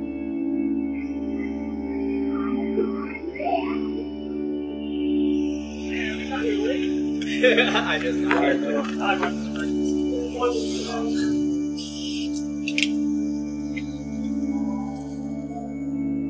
如果不是因为强烈的妆容一直提醒着我，我一定不相信这些现在有点害羞和敏感的人，就是刚才在舞台上嘶吼的乐队。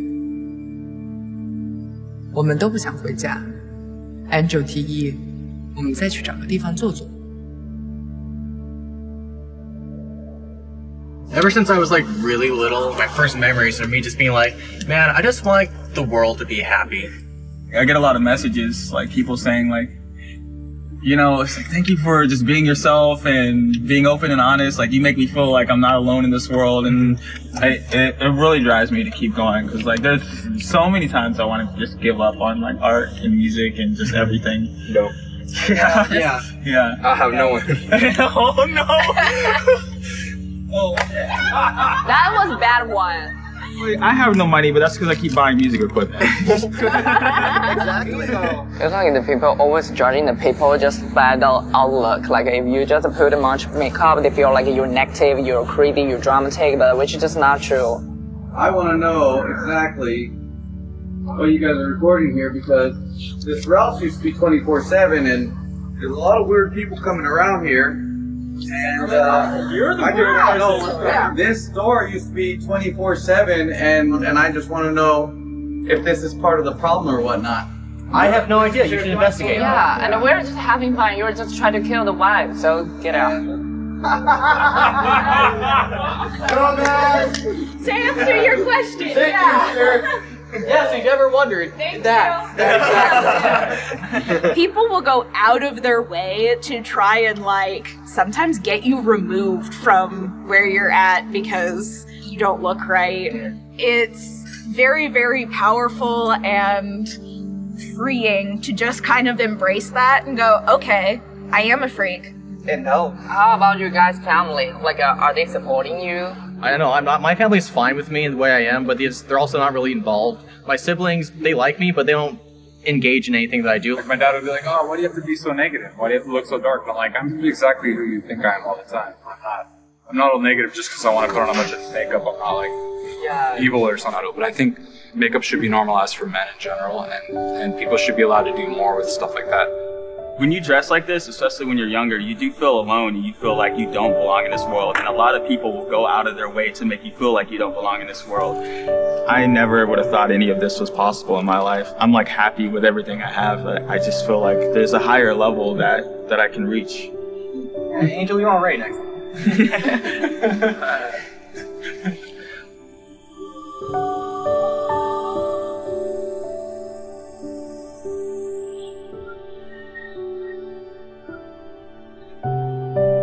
在韩国，美妆和偶像文化是密不可分的，这是一个价值巨大的全民产业，尤其引领了韩妆潮流，成为亚洲对世界最大的美妆文化输出。只要当红偶像使用一个产品，它就会被迅速卖空，好像用过这些产品就可以离偶像更近一点。Edward 就是因为热爱偶像和韩妆文化，只身一人从美国来到了首尔。他在 YouTube 上的韩妆频道已经拥有了140万粉丝。他与偶像朋友合作的音乐组合 Traffic Cat 也发表了几首热门单曲。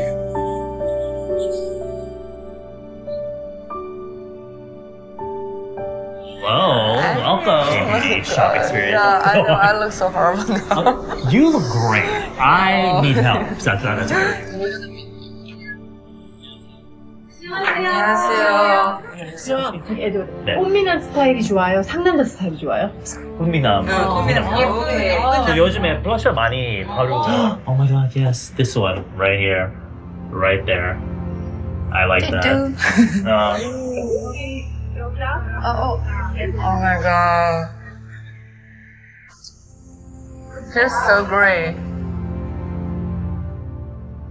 Jenny House 是引领韩妆潮流的韩国第一大美容沙龙，让你变得和明星一样，就是他们打出的最吸引人的招牌。It all started because in high school, I started to really break out. So that it was at that point that I wanted to learn how to cover and everything. But coming to Korea really pushed that even more. If you were to get your makeup done at a shop like in Korea or Seoul, they are very they'll cover everything. For the Asian, they prefer the really pale skin, right? I try not to fight too much against beauty standards or whatever. I kind of because if I start saying things like you shouldn't do this, you shouldn't do this, and beauty standards this, beauty standards that, then I'll just end up it's kind of being hypocritical. I feel like in some sense, so I kind of just go with the flow. I feel like natural for me is kind of boring on my face. Yeah, exactly. I agree. Because I used to watch a bunch of a Korean drama. So the beautiful outlook is so important to the whole society. If you're beautiful people, you got a lot of benefit from the, 저 그냥 여기 차는데 바르고. 감사합니다. 먼저. Do you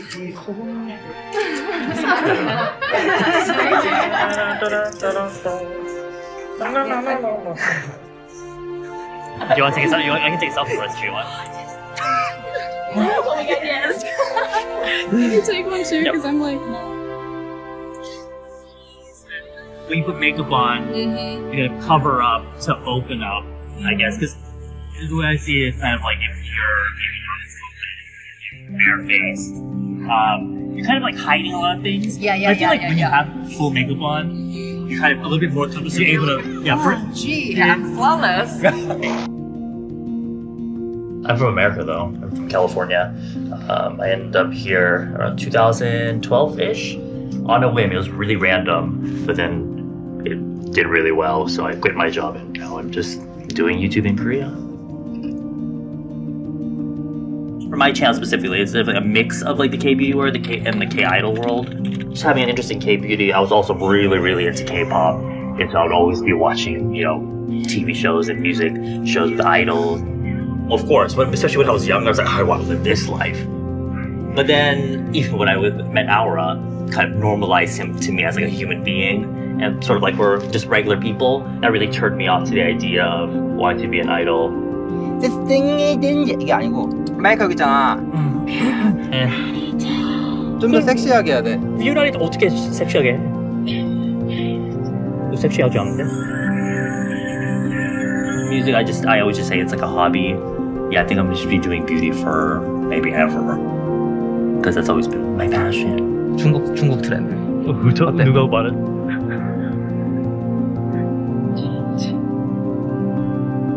예전에는 아이돌 할 때는 제약이 너무 많고 한국도 K-팝이 뭔가 판타지를 줘야 되는 직업이다 보니까 뭐 연애도 못하고 뭐 친구들도 잘 못 만나고 심지어 핸드폰도 할 수 없고 그리고 일단 이걸 못 보고 그래서 남자애들은 60kg 이상이 되면 안 됐고 여자친구들은 40kg 이상이 되면 안 됐어.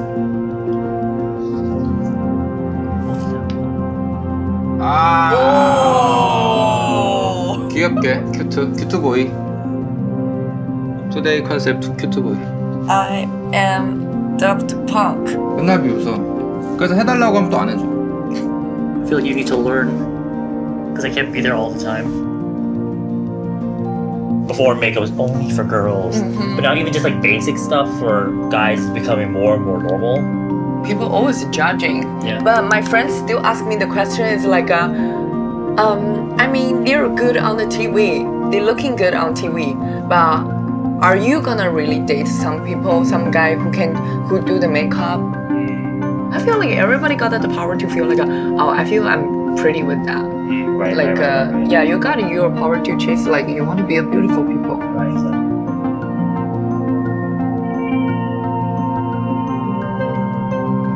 The idol culture is definitely taken more to extreme because their image is completely manufactured by the companies. I feel like the second an idol becomes really normal, you lose the fantasy. Some people either don't care or some people aren't even aware, and so they continue to pursue dream or fantasy that they have. I wouldn't even say it's like a bad thing necessarily because they're working hard at what they love. In a way, I kind of like admire people that have so much, even if they're not necessarily successful, that have all this passion for what they do. Those are the type of people that influence me, actually. Go! Hey! Hey! Hey! Hey!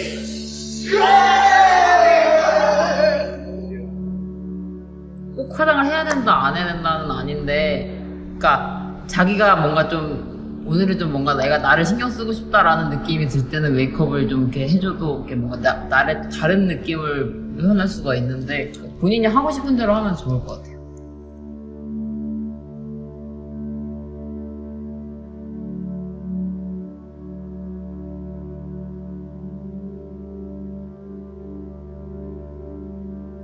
No, I cannot drink alcohol. Skipping stones. Yeah. Boys party. Boys music party. Friday night. Friday.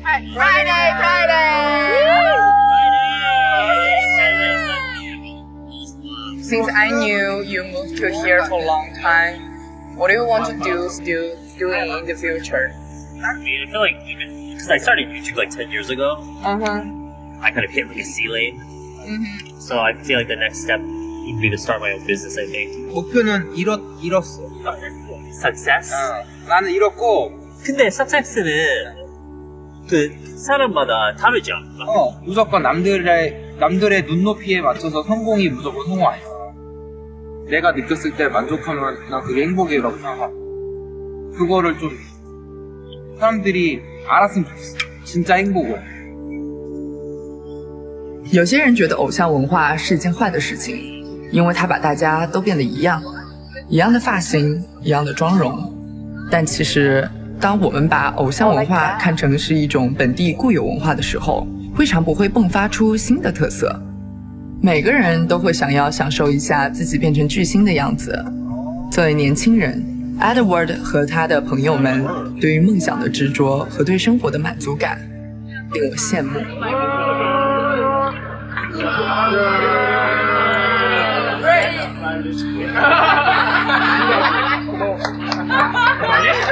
If I had to choose the easy way, I would never start dating. I don't get makeup. That's just me. I just want to be me. That star can be them. They can be themselves. So I don't care about that. 나름 화장도 하고 하면서 신경 쓰면서 나가고 있어. 항상 이제 완벽할 수도 없으니까 그런 게 계속 유지하는 게 가장 힘든 것 같아요. 내가 연습생 때 텔레비에서 보는 내가 음악 프로를 너무 서고 싶었어요. 근데 내가 처음 방송 무대에 섰을 때 서는 순간 아, 내 꿈을 이뤘다 약간 이런 느낌보다는 뭔가 좀 허무하더라고요. 내가 지금 30대를 걸어오지만 근데 그거를 털어내고 나니까 지금은 하루하루 그 불안한 게 하루하루가 기대가 되는 걸로 바뀌었어요. 그리고 중국 가고 싶다고 했죠. 그런 거 잘 돼가지고 중국도 가고 막.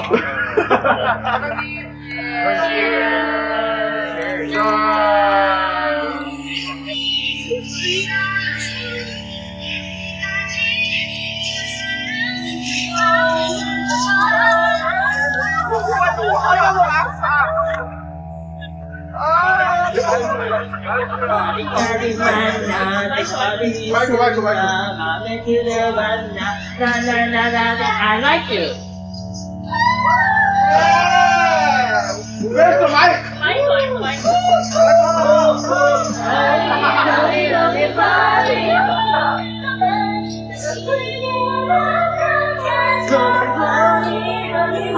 those people that are like kind of intimidated by idol culture or K-beauty or feel like they don't have a space in it, I feel like it's more about adapting it to yourself. If you are interested in it, I think you should just jump into it and make it work for you. I don't think I'm ever, like, even living in Korea, I don't plan on leaving anytime soon. I'm gonna be here for a while.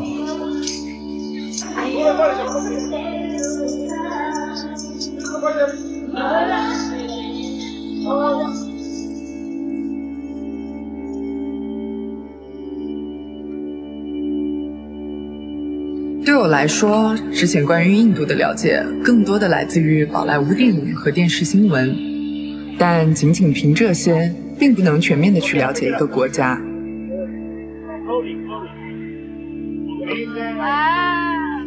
印度是历史上最早使用化妆品的国度之一，但现如今，我们却很少去讨论跟印度有关的美妆文化，它似乎在慢慢的消失，被流行文化所遗忘。第一次看到 Yashna 的美妆作品时，我就被那些又古老又自由的色彩韵味所吸引。作为一个刚刚大学毕业的美妆设计师，他的愿望就是让世界重新去认识一次印度的美妆文化。Oh, watch out the car! Watch out the car!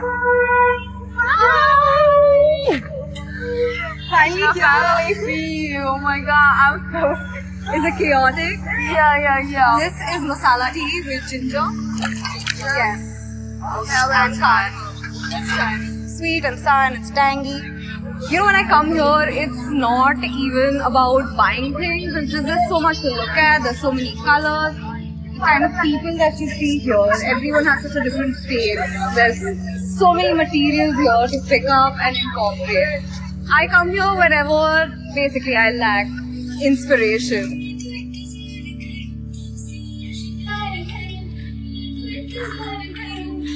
Oh my god, so pretty. 我从来没有来过颜色如此爆炸的地方，这让我觉得很新鲜，也很震撼。Yashna 会带我去看一场舞团的排练，她正在和一群传统的拉沃尼舞者合作，为他们即将到来的巡演做妆容设计。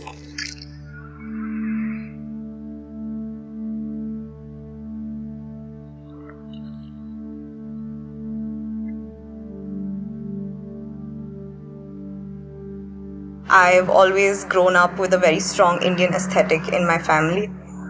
I wasn't allowed to wear a lot of makeup. Experimenting too much with fashion wasn't seen correctly. I'm the first one out of my family to get into this field or any kind of design or art.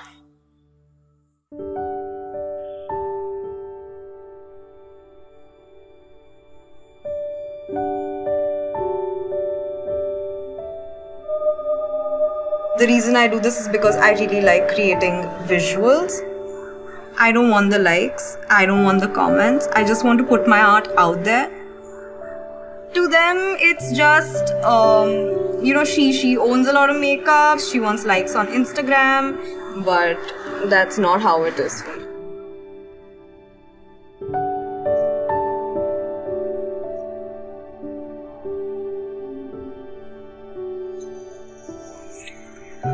Yeah, I hear some more music.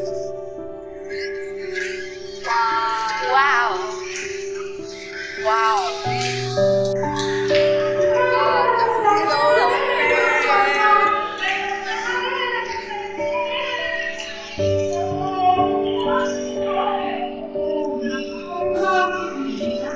When we dance, वो सब भूल जाते. We feel like that we are in heaven. पहले कहते थे कि लावनी को लोग नाम रखते थे कि ये क्या है, बदनाम कर रखते थे. तो ऐसा करते करते करते हम लोग ने पूरा ये कंटिन्यूस रखा. तो अभी तो आप लोग अपना मेकअप खुद करते हैं. ऐसा कुछ है जो आप चाहते हैं कि कोई आप पर करे?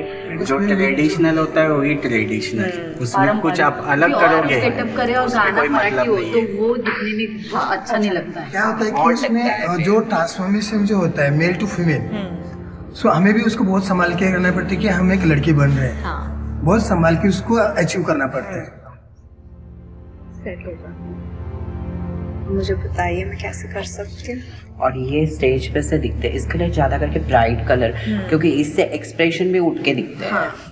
With the younger generation, there's a sense of embarrassment when they are trying to embrace their culture, because there is so much pressure to imitate the standard that is being set by the West. I also noticed that they don't really acknowledge how much potential India has in terms of fashion, in terms of beauty.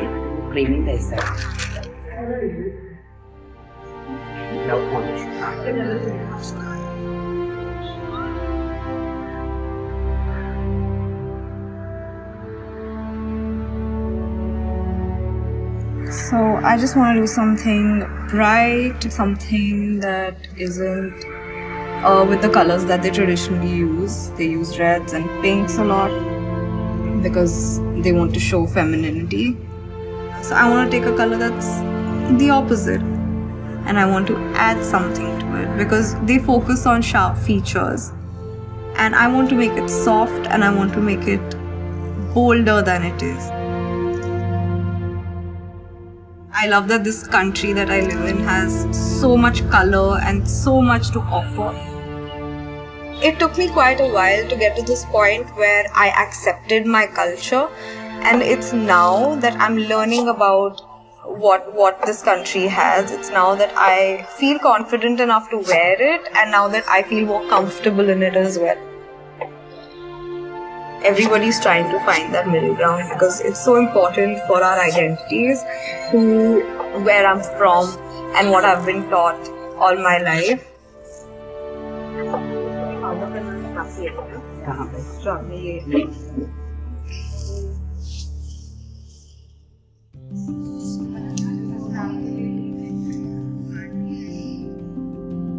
This whole look is like inspired by the colors and the forms and the peacock. The blue and the color and all the elements and the forms. It's just such a beautiful thing to incorporate into makeup. There are some similarities to what Lavani dancers do typically with the fact that they try to keep it really dramatic and bold and colorful. Pink color for the eyes, red, dark red lipstick. ये वो कभी try नहीं किया, first time try कर रही हूँ। अच्छा लग रहा है, कुछ डिफरेंट। वो उनके टेक्निक से कर रही है, बट वो हम लोगों को भी सीखने मिल रहा है कि वो जो टेक्निक कर रही है, हम लोग तो करते हैं फैशन मेकअप करते तो हम लोग तो करते ही है, बट ये लावनी में फर्स्ट टाइम हम लोग इतना आई इनहेंस और ये सब कर रहे हैं, तो अलग कुछ न्यू ऐसे।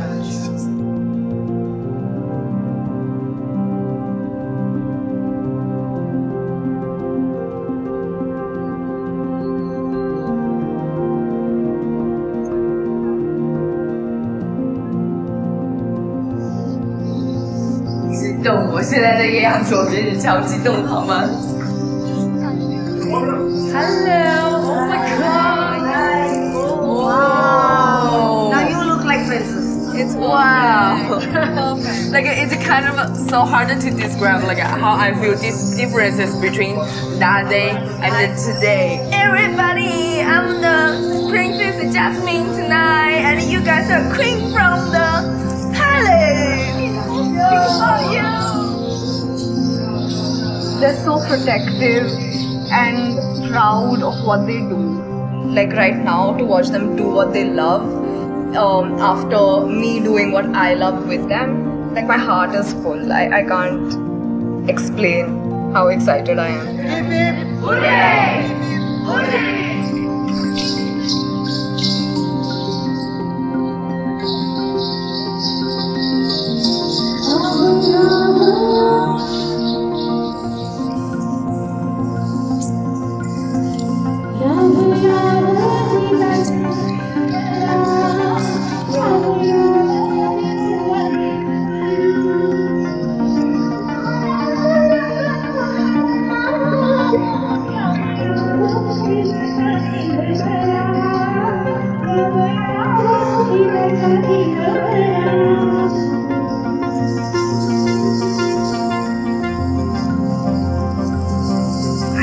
a lot of what India is about gets lost in translation, and that doesn't completely come to the fore.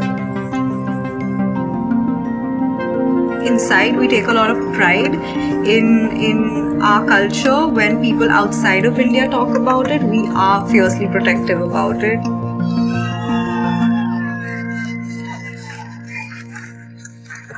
And there's a story and there's a reason behind every color and every line in every part of India. Because we are the people creating the culture for 100 years from now. And we should be contributing something that is ours and not somebody else's.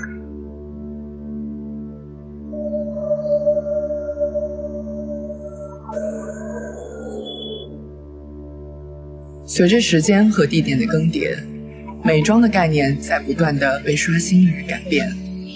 我在旅程中能强烈的感受到这群年轻人用美妆表达自己的渴求。美妆让他们区别于彼此，也让他们进行着超越时间与空间的对话。那些缤纷的颜色与线条都蕴含着巨大的能量与创造力。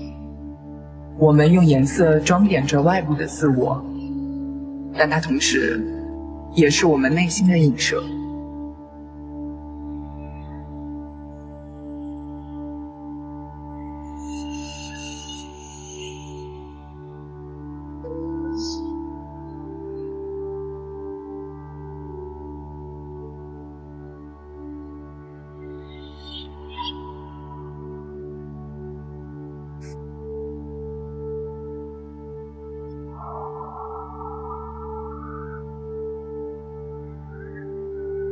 如果有人要把我头发全剪光的话，我可能要自杀。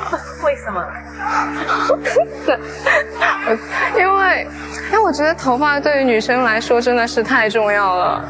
漂完白之后，大家都说就是比黑头发稍微要就是好看一点，我自己觉得也是，就比黑头发稍微时尚一点。就是我对头发，其实就是我觉得就是就是美吧，我就是喜欢美的东西，我不管，就是当然美特别也是美里面的一个部分。我之前觉得头发就是头发，我觉得没有什么特别深刻的意义，除了是我身体的一部分。但是这一次我发现很多人都觉得头发不仅仅是他们身体的一部分，或者不仅仅是一种造型，不仅仅是一种外表上的装点，对有些人来说更像是对自己的文化，对自己的灵魂以及内心深处的一些连结中的一个纽带。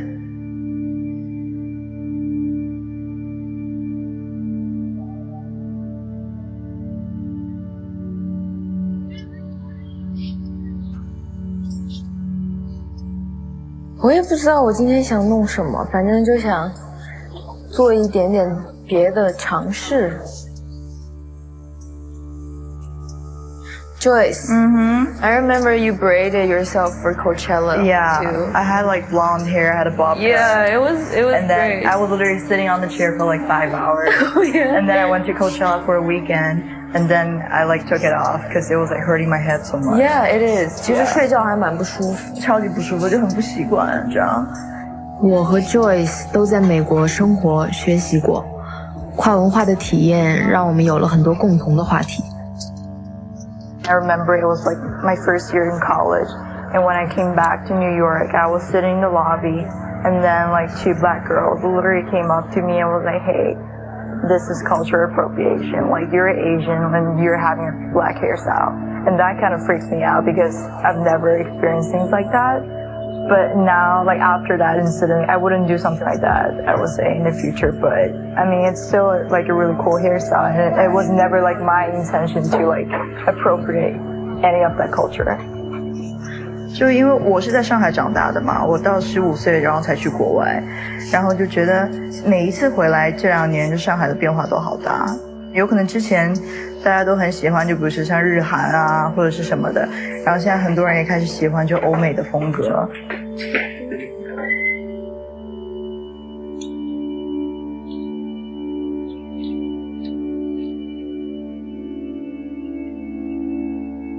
你最近那个辫子有长到一起吗？没有，不知道。不知道，洗头的时候太粗糙了。应该有。就是有的时候坐地铁，然后就会有叔叔阿姨拽着你的头发说：“这个可不可以洗呀？”感觉，我也感觉很生气。对，感觉受到了侵犯。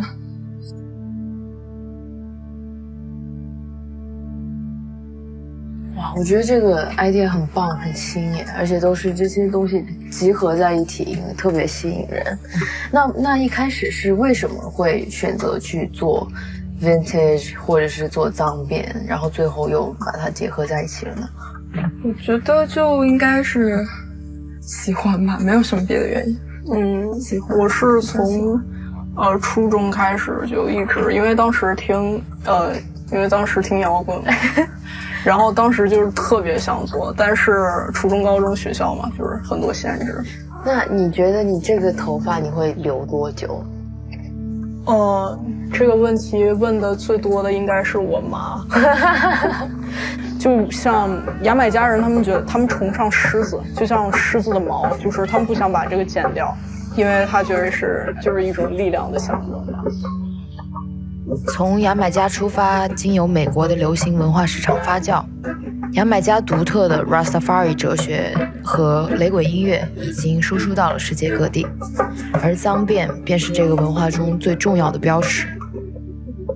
1979年，被誉为首位第3世界流行巨星的 Bob Marley 第一次来到亚洲巡演，雷鬼音乐也将2个横跨整个太平洋的岛国联系到了一起。日本成为了牙买加文化在亚洲第一个生根发芽的地方。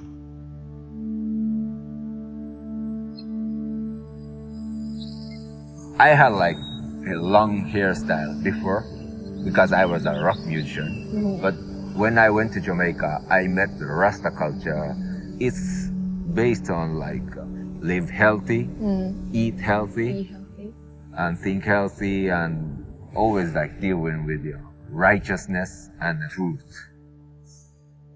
This is just a hair, it's just a dreadlocks, but by having this hairstyle, I meet like a lot of spiritual people or like spiritual experiences. That's why I said this is like spiritual too.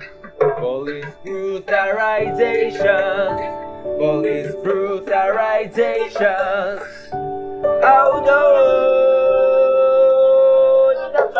Babylon.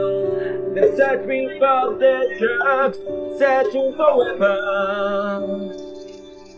Not another terrorist.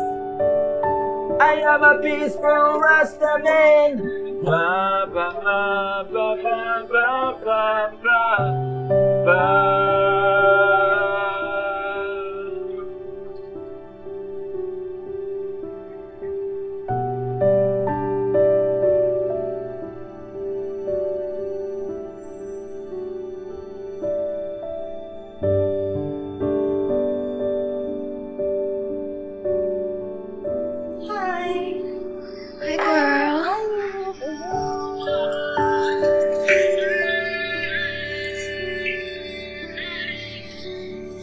You changed so many hairstyles.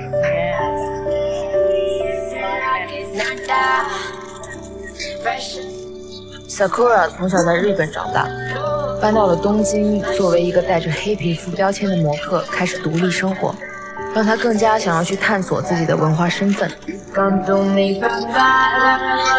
ちゃい頃もともと私は自分の髪がすごいコンプレックスだったの。なんかすごいチリチリしてるのがなんかみんなからもしかしたら素敵だったかもしれないけど、やっぱりちっちゃい頃ってなんていうの周りの目とかもあったから、なんかみんなと同じ。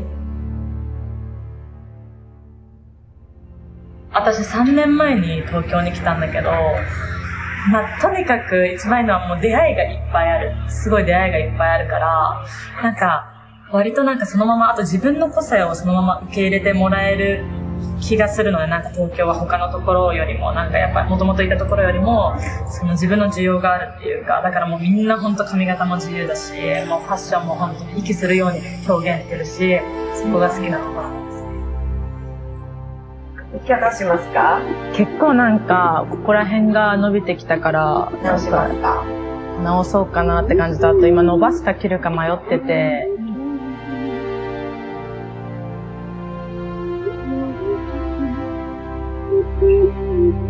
やっぱアメリカでこれをやってるのと日本でやってるのと全然違うと思うし、普段はやっぱりダンサーさんとか、ミックスの人が多いですね。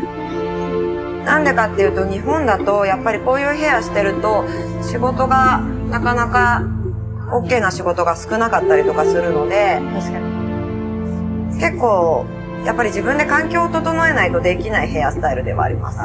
あえてガンガン前に出すスタイルね。そっちの方がでもやっぱ魅力ってなんか出る気がする。私は前の自分よりは全然こういう方が好きかなって思いますね。って思うかな。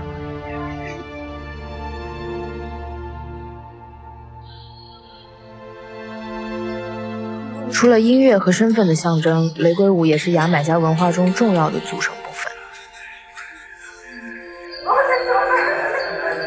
这种强调胯部扭动的舞蹈诞生于雷鬼派对，而在牙买加文化进入日本的数十年后，这种独特的舞蹈风格也在日本年轻人中开始流行。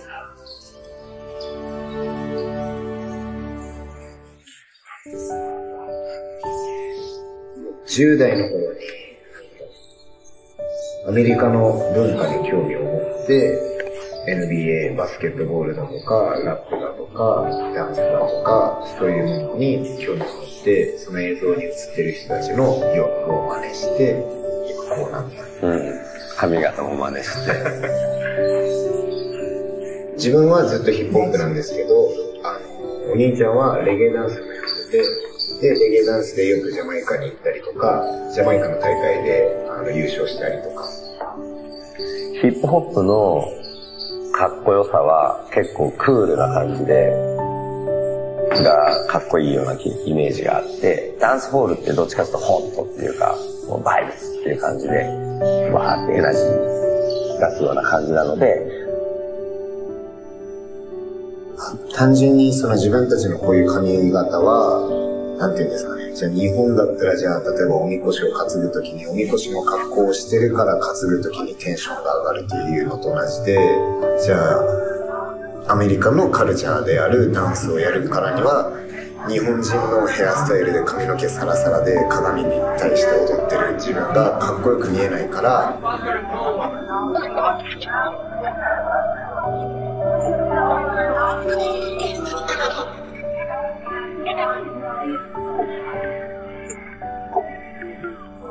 牙买加文化在日本茁壮成长，已经成为了人们的潮流生活方式。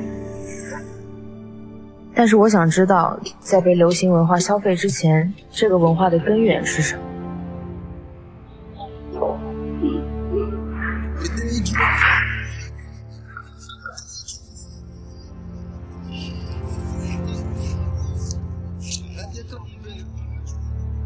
？Tsunaki, I always see you in braids. Yes. First time we see Jamaican people at party, a lot of style, braid, koro, anything, wig, whatever. We feel like you want that. You want that. You want this. We want that. That means yeah. But nobody, everybody has said, why kiss you have nice hair? Why you want to see the style? You want to do it like that, like Jamaican girl.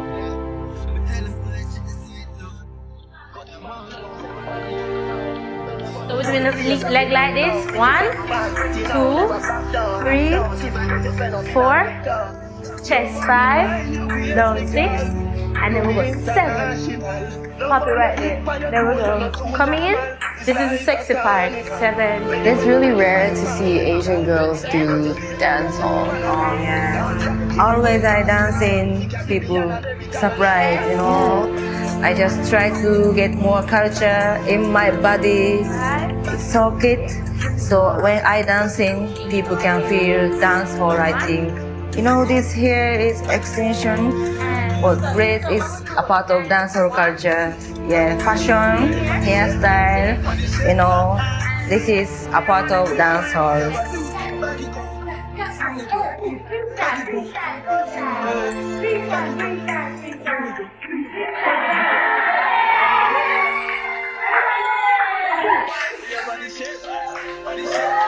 have a lot of street party tonight, so I want to you experience how I feel Jamaica.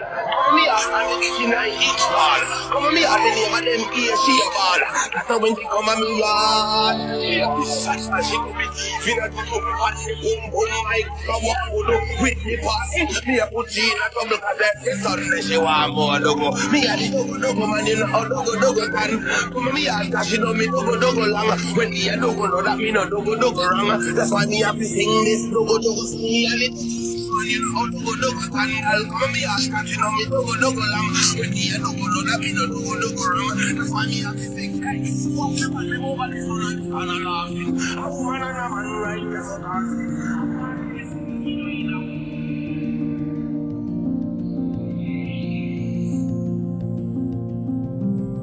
Do you think we need hair to be beautiful? You want me to try that one? I think it depends on the person. Yeah, I think if somebody can rock a bold hair, then yeah. Because who has a bald hair? She's a dancer with Nerd. With she's dope. Oh my, she is gorgeous. Yeah.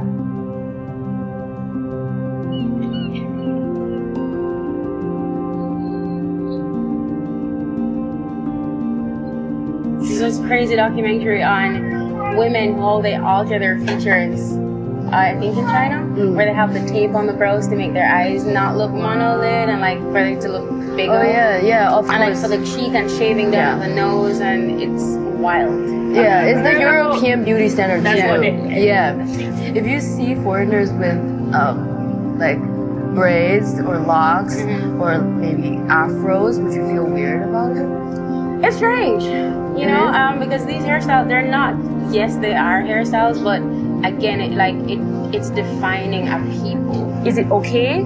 I'm not sure, you know, because we had to go through so much to fight. At one point in my life, I had some locks, and I was told to cut it off before I could go to school. We're still struggling to get out of a mindset where it's okay to wear afro. Black people. Yeah, an afro to work, because even though like they'll tell you that, oh, you can't have your afro out, but a person with your hair texture would be able to just go in there and no issues. But I'd be told to catch it up. They've imposed that standard of beauty, but then they've taken this from us and they've celebrated it now as this new trendy thing. And it makes you wince a little bit because it's like, wow, we're not there yet.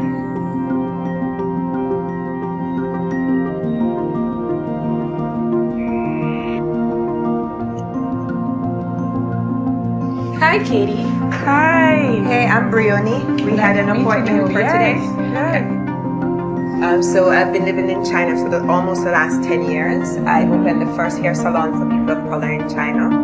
But as we progressed and we grew, our clientele actually changed, where we had about only 40% Afro and about 30% Chinese and the rest Caucasian. And the Chinese, when they came in, the same extension that you're doing now, they would come in and get curly hair extension. I have Chinese customers that come there and get yellow wigs and purple wigs. It's just that they want to blend in and fit in, and we welcome them. Because when we go to China, they treat us like one, so why not? History is important because if you don't know where you're coming from, you can't understand where you're going to head or where you're going to go. So for example, dreadlocks, it was used as a cultural identity for Jamaicans to break away from the slave master, the British slavery, because they wanted to be independent and say that, hey, I'm Jamaican, I'm Afro, I'm proud. If you don't understand the history, you can't appreciate the struggle. And I think in appreciating the struggle, we'll more likely appreciate the style. 这种文化的融汇与碰撞似乎不是最近才开始发生。从19世纪开始，牙买加便有众多华人陆续移民到这里，成为了当地社区的一份子。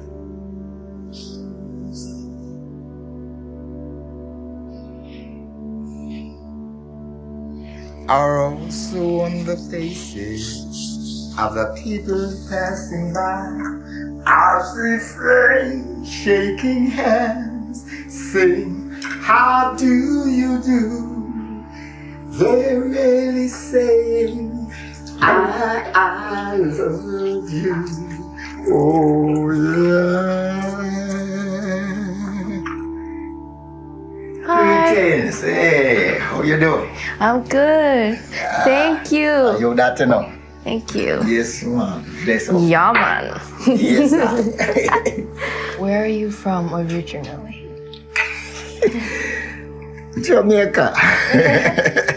I was born in Kingston, as them say, under the clock, meaning downtown Kingston. Jamaicans have been here with Chinese, yes, long time. And the Chinese have grown to become a part of our Jamaican society. A lot of people, even in Jamaica, when we go certain places and man buck me for the you never know, say, China could have asked, where you come from, Japan? The man said, Japan. I'm just saying, no. Right, just how you had.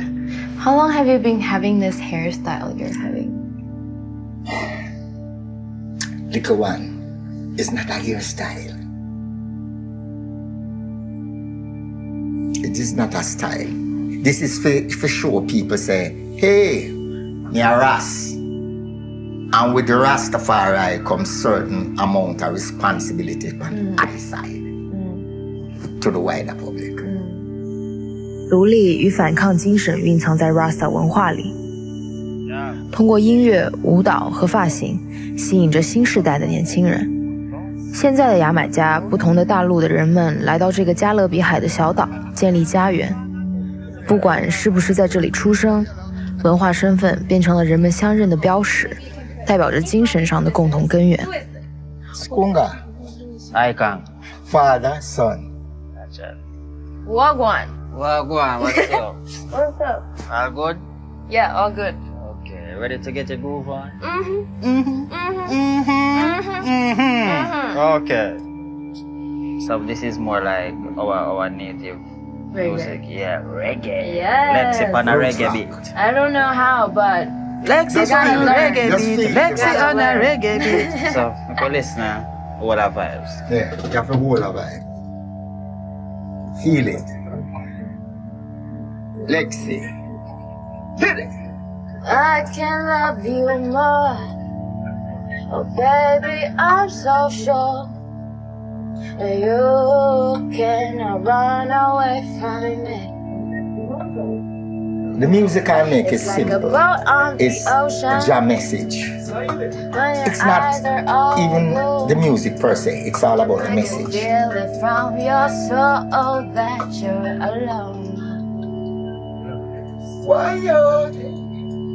When I hear your sweet little voice,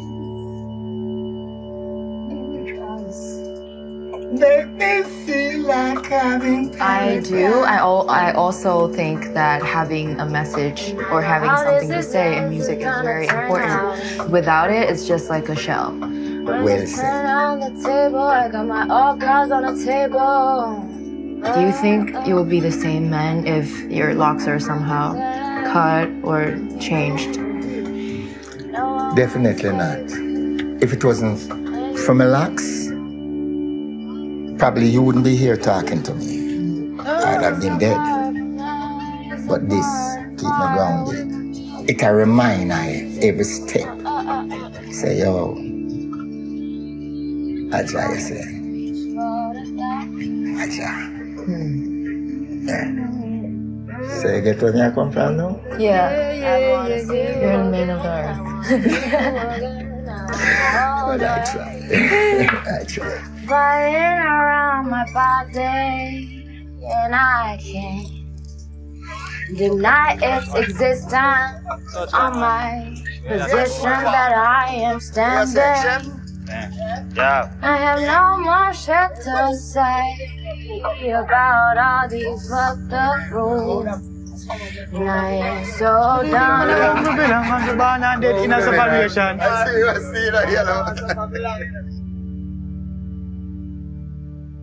How about your hair?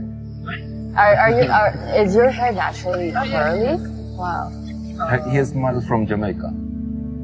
小学校から中学校に、他の子供とはやっぱ違って、髪の毛とか肌あと肌の色とかでバカにされたりする。今はでもやっぱり一番は最近思うのは、やっぱりすごいミックスの子って学生時代めちゃくちゃヘアスタイル悩んでる子が多いから。そうですね。それで学校にとかも行けなくなっちゃって、校則が厳しかったりとかして、で、学校に行けなくなったけどジャンボには来れるみたいな子とかもいるから、なんかやっぱりそういう意味でもやりがいあるなって。確かに。その子が家を出るきっかけにもなってるし、みたいな。確かに。Sometimes when in Japan, I can be shy to talk to people or dancing or something like that. But in Jamaica or in dance hall, can be myself. So my history starts from here, right? This is when I was in Jamaica, maybe. And now, turn around and come here. Yeah. What is my hair mean to me? It's heavy. Some people come and tell me, say, when he see my dreadlocks, he feels like strong and comfortable and like a tree, you know?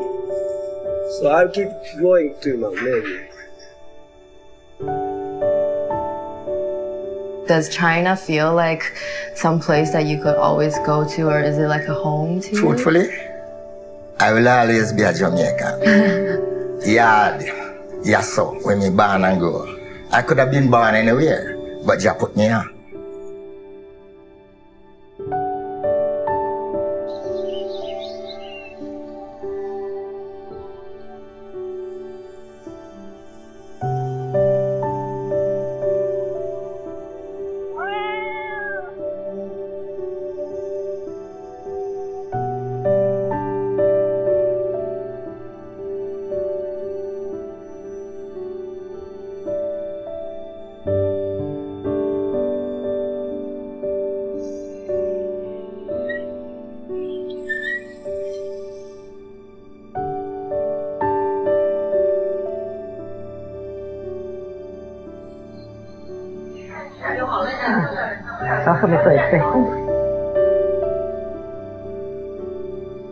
这里一滴卷就可以了。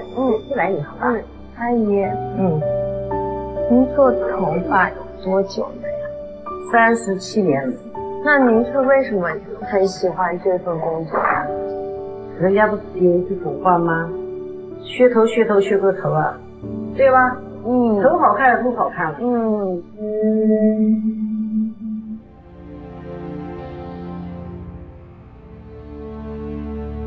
有些人会问我，你这个头发一直已经3、4年了，你不会觉得无聊吗？但是我有一个很好的机会，平时比如说拍杂志啊，拍一些 MV 的时候，我有机会去改变我的造型，比如说加一个刘海呀，或者戴假发，或者编什么辫子之类的，可以随心所欲的去做那个新发型、新造型激发出来的自己。我觉得这是一件很幸运的事情。现在的年轻人越来越容易对单一的造型感到无聊，而我即将去见的一位朋友，从出生到现在，他都从未改变过发型，甚至从未修剪过头发。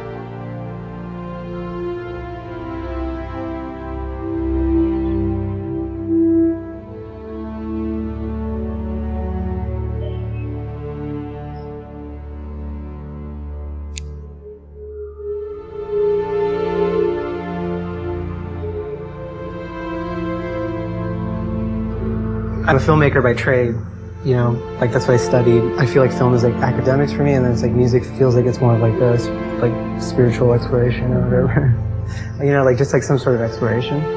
And it's like very sort of like ambient in a lot of ways, and I think that's why I sort of make ambient music and more like spatial kind of stuff. Well, so I used to wear a turban. I don't wear a turban anymore, which is like part of the religion. My childhood was peppered by a lot of like racism and, you know, just generally like some violence and things like that because of my turban and my family's beliefs and yeah, I guess my hair, you know, just being like persecuted for that in a way. I have no idea what I am doing.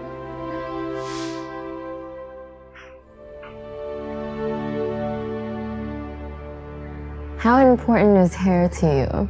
How important is hair? I mean, I think it's kind of like my whole life, you know, it's like my most defining feature.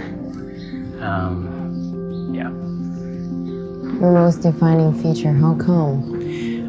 Well, because I was raised Sikh, so in the Sikh religion, you don't cut your hair, you don't trim your beard. And so I haven't cut my hair my whole life. I don't know, it makes me feel unique. It makes me feel like a unique individual in a city with like millions of people. And you can easily feel like, you know, insignificant in a lot of ways. If someday your hair is like cut or like changed into a different style or whatever, would you feel the same or would you feel like a different person? I think I would feel like a different person. I think I would feel like I lost something. If I were to lose it, it would be less like, oh, I'm changing my style into something else. I'm not changing, I'm losing something, I think. Some proof of your existence. Yeah, absolutely. Absolutely, like a proof of that I've been here this long. I'm not really religious anymore, you know. I'm spiritual, but I don't go to temple or anything. I don't really practice. But, you know, I think in my spirit is like who I am, is like, I'm a walking spirit, right? So it's like, and if my hair is intertwined with that, why would I lose that?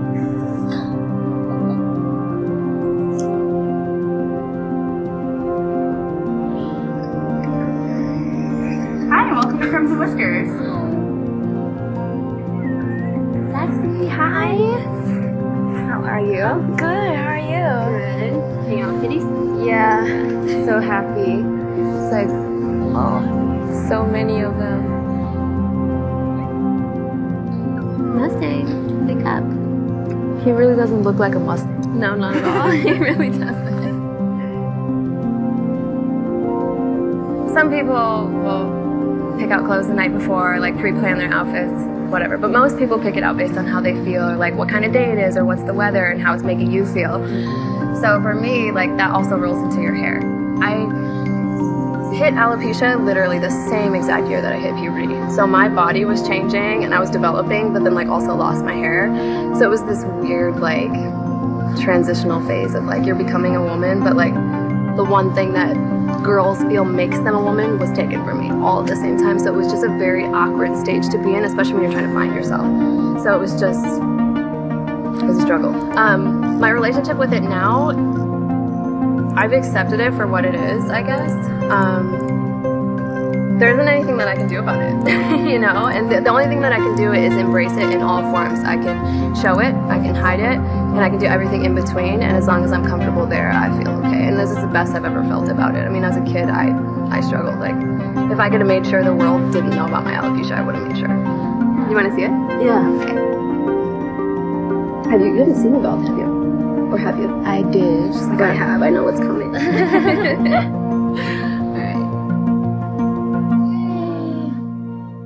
So yeah, so the inside of this one. How did you become comfortable with not hiding anymore?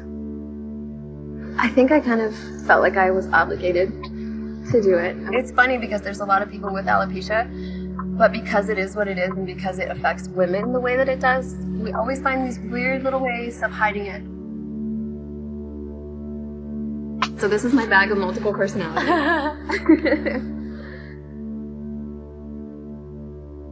You flip them inside out like this, so the whole cap is on the inside. And you find the front of the hairline, and then I set it right here. And then once I do that, you just basically go through and you flip the whole thing over, and it sticks.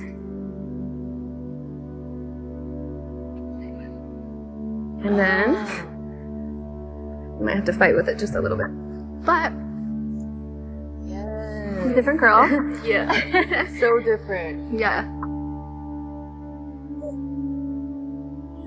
I can't see your face. So, I don't know. I'm not even sure what this looks like. This is cute. Is it cute? Yeah, it's cute. I don't think that goes there though, does it? How many wigs do you have in total? That's a good question. Can't count. Probably at least 30.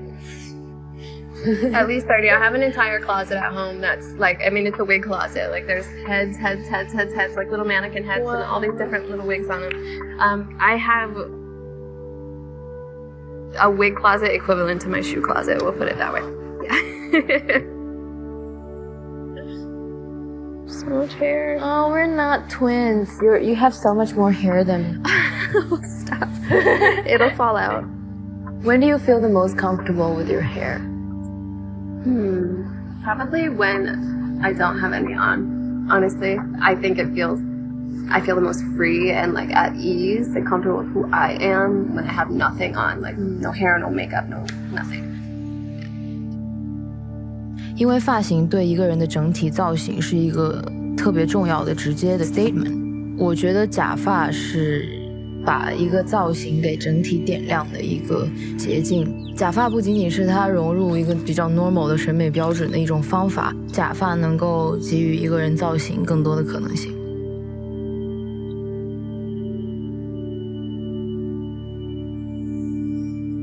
Some people say like, oh, this is must be so much hard work, but I never feel hard work for me. Personally, this is more suitable for my character. I don't see anyone today just making something for myself.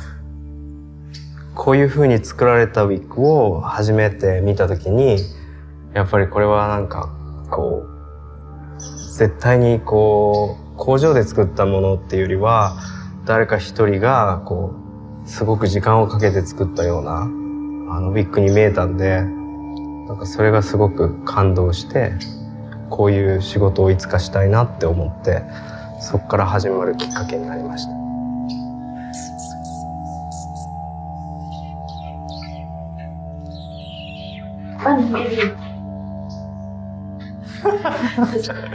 Huge forehead. Yeah, but you know the huge forehead, it's much more possibility for the wigs because it's more, you have more big forehead, which is more possibility.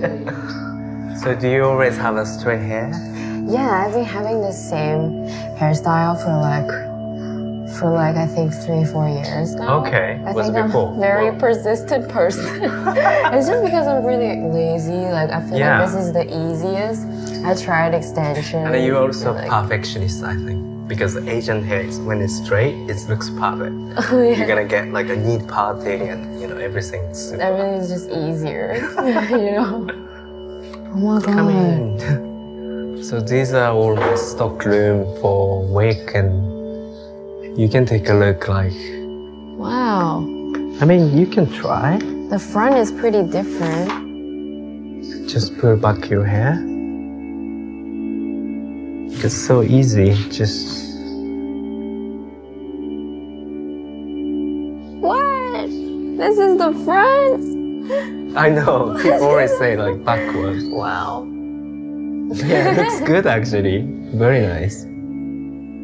You know, people has a two face at least.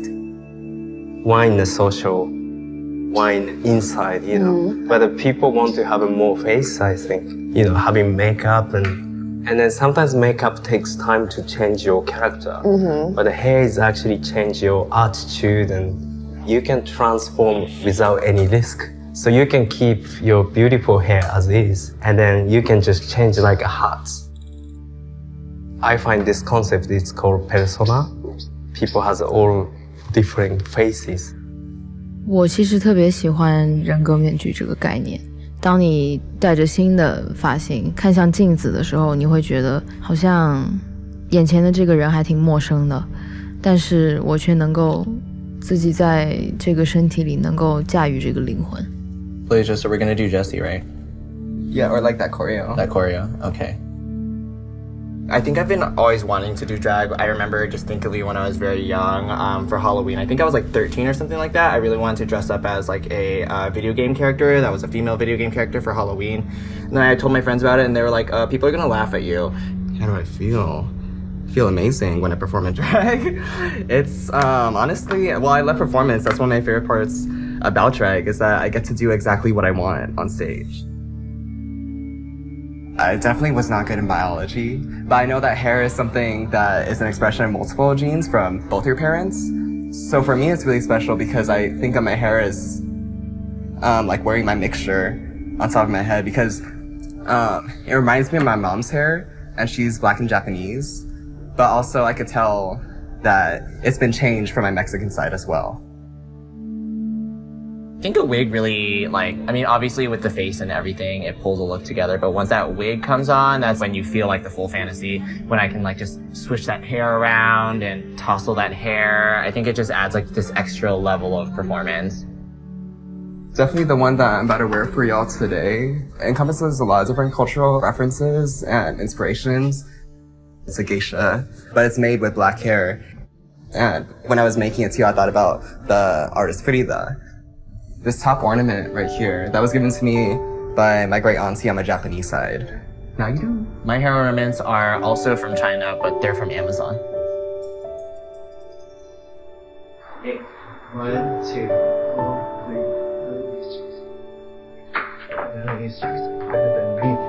You, wait. You go first. Yeah.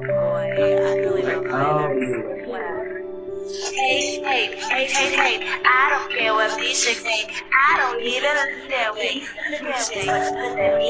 Every time I walk in the club, they hate on me because they want to good. My hands are right and my dress real tight. Oh, I won't be out. 我觉得现代人都不太满足于仅仅有一个身份，因为现在大家对千篇一律的东西也没有什么兴趣，自己对自己也需要一些新鲜感。基本的には木綿のだるい笑顔が一番だけどなんだか下手に出る調子乗るから細かいことが嫌いよさ戦ってもないけど I'm Nina. I have a creative collective called Petrichor. We have a magazine and we also like creative direct and we do our videos and stuff together.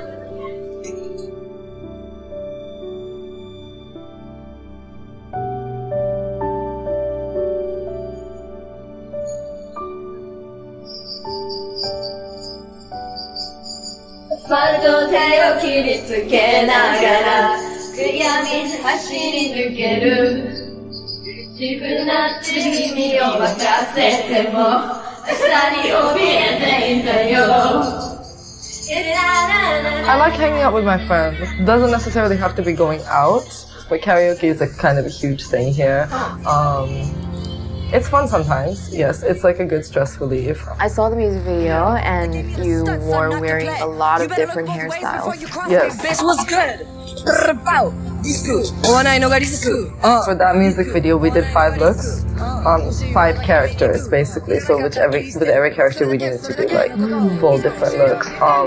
We wanted to stick to like a white and red color scheme, so kind of designed the hair and stuff from there. Yeah. I mean, in Japan, like when you're like in middle school and like most high schools, like you're forbidden to dye your hair. Is it like that in China?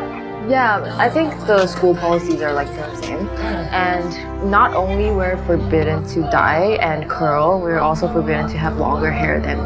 Really? Oh, yeah. I mean, for us, it's like once it hits the shoulders, you have to tie it. Yeah, but like that was really none of my business, so I kind of like ignored it and got, used to get in trouble all the time. But yeah, I think that's worse actually. You know what's weird? Like we weren't allowed to shave body hair. Like in middle school. Like you're not allowed to shave your arms or like legs and stuff. Like I would really like to say that, I was really oppressed as a child with all of this and like this is why I pushed myself, but I never really cared about rules. I never really cared enough to try to break them or follow them. Like it was really none of my business. I was rebellious in that sense with my aesthetic.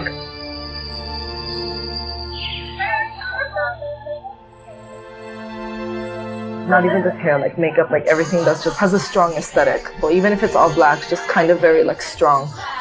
It was unfortunate that the schools were very oppressive, but like it didn't really stop me. I think it's really strong for everyone that's brave of being who they are and show that boldly in their outfits and hair and makeup, despite how people act or how people comment on how you should look. I don't like, everyone seems to care so much about what like, maybe I'm just a little too self-centered because like, this is like my story, my movie, like everyone else is like an extra. Like this story is kind of painted from my perspective, and like this is the one that I'm going to experience and like live and die. 我觉得 Z 世代的审美好像更偏向于一个更夸张的趋势，因为好像曾经的那一点清汤挂面已经满足不了大家的胃口了，所以需要一些比较 aggressive 的表达自己的方式。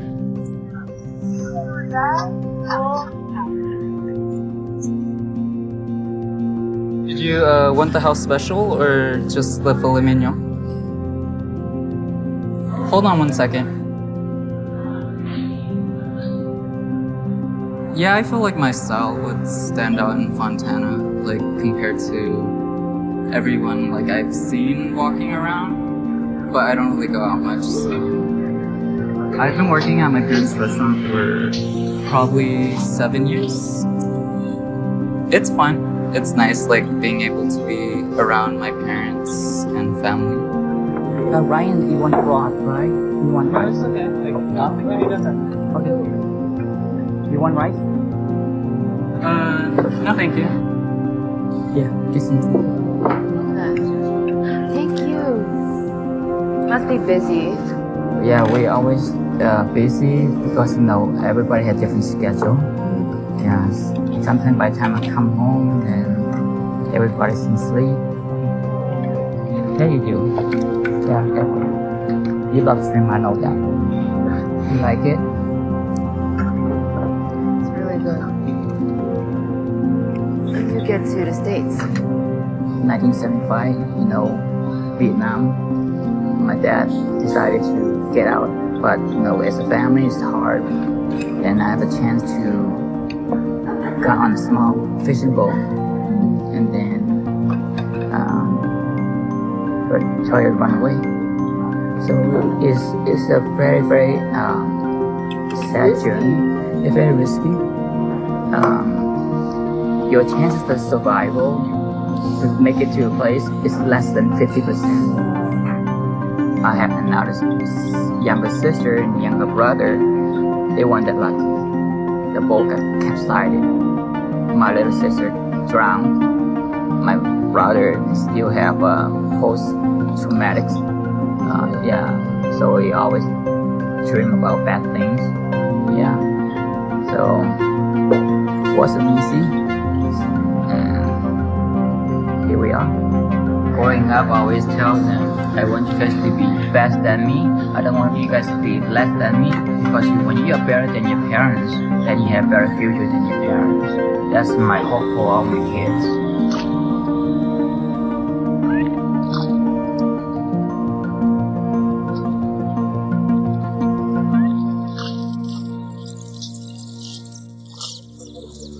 Wow. So this one is a new shirt I made. I kind of wanted to make a princess looking top, but also give it more my style. I really like it, like how you balance it out, like the princessness and the monsterness. I'm like super inspired by like video games, like for instance, oh my god, growing up in like Asian culture, like for me to like color my hair like was kind of like a struggle. Like everyone's gonna laugh at you, everyone's gonna, you know, like they're so worried about like how people are gonna treat me about like my hair, but like I feel like today like I can do whatever. Yeah, like, right now I don't think it's an issue. Do you dye them very frequently? Yes. Do you change colors? Yeah, I change color, like I get bored really fast. So I'd say like I go through like about 2 to 3 colors a month. Wow. It's like turning into a different character, like almost like a video game, and like I'm the main character. Like I like to be in this like world of mine that I want to live in. Do you feel like our generation doesn't have to be defined as one identity?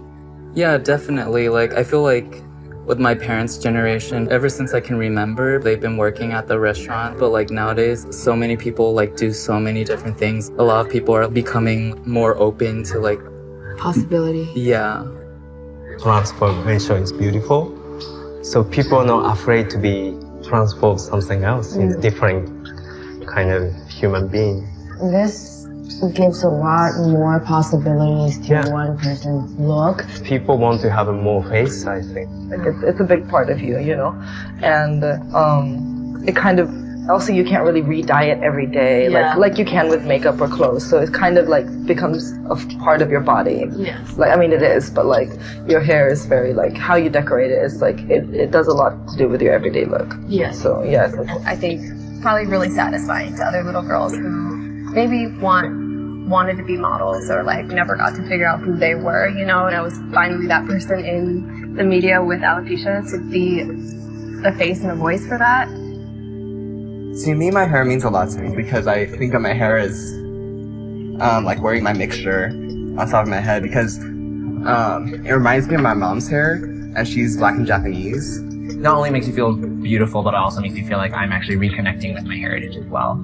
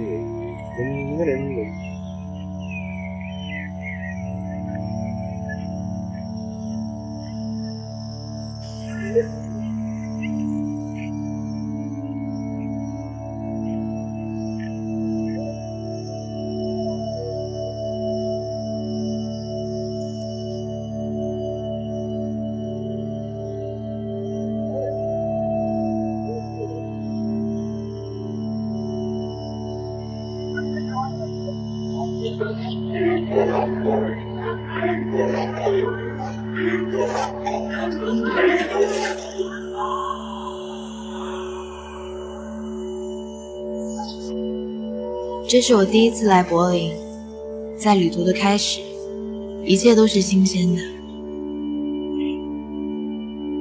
这是一整个月探寻欧洲派对的旅行，我来到这里寻找各种各样 Z 时代的年轻人，试着去了解狂欢背后的他们。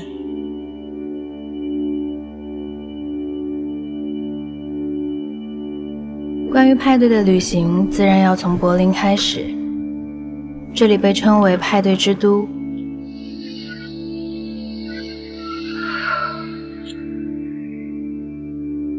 这一切始于30年前柏林墙的倒塌，墙两边的人走到一起，很快在同样的音乐下开始舞蹈。城市中废弃的工厂和仓库成为派对的地点。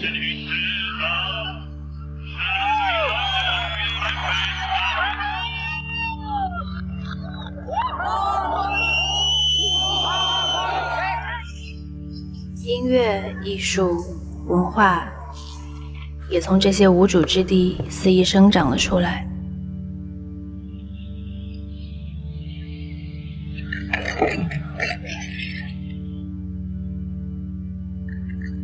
我在柏林只待了几天，第一天晚上我决定和 Raven 出去玩。他是个派对狂人，因为不认同多伦多竞争激烈还有充满压力的生活，所以搬到了柏林。Ja, bitte. Ein Bier? Ein Bier, bitte. Bitte. I kind of made the decision to move to Berlin some years ago. I did that because, like, where I'm from in Toronto, Canada, I had a pretty crazy life. Hi. Hey, what's up? Lust, eine Runde Billard zu spielen? Yeah. Okay. Let's do it. Cool. Yeah, cool. What I found really interesting about Berlin was that it's Germany and there's a lot of German people here, but you find a lot of like artists and a lot of people from different places in the world.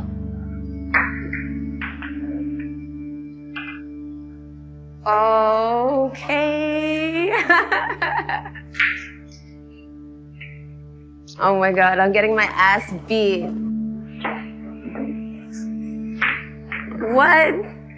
Oh my God. Whatever. You're not bad. You're not bad. It's kind of funny because everybody is just kind of themselves. Nobody's like out here like trying to like flex on people and show how cool they are, how much money they got. It's kind of anti that. I found that to be very refreshing.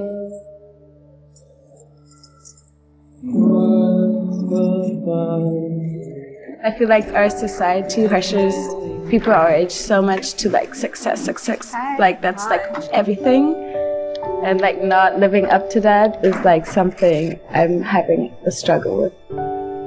There's a whole lot of artists living in Berlin, but not many people making too much money from art. They all have like side hustles, and kind of like where everybody congregates usually would be in a club situation. I never fit in. I don't come from a background that a lot of people can share the same experiences as me, so I never fit in. So what do you think of your first time here in Berlin? It's amazing. It's amazing. I want to see more about Berlin. Berlin definitely helped me to not care like what people think about me. Yeah. Because here like nobody tries that hard. Did you care before? Yeah. Other places can be like really judgmental of you. Like looking at you like how much does that outfit what cost? What can I get out of like interacting with you? Totally. Yeah. And it's kind of the opposite here. Like nobody really cares that much, you know. You know that was bad. That's too big. It's in the back. It's in the back. It's Berlin. Yes. This park used to be an airport. You can still see there's like an airplane over there, for example. Oh yeah. Yeah. Yeah, we should try to see if we can break in. Can we check if we can like get in somehow? Yeah. Why not? That would be so nice. Kind of, yeah. Should we actually go over? I'm gonna do it. There's nobody here. Can you do it? I think so. I'm gonna wait for you. Yeah! Yeah! Wow, this is 在穿过机场之后 Raven 将我介绍给了他的朋友 Ringo 还有 Lily。 那天晚上他们要带我去看看更多的柏林夜生活。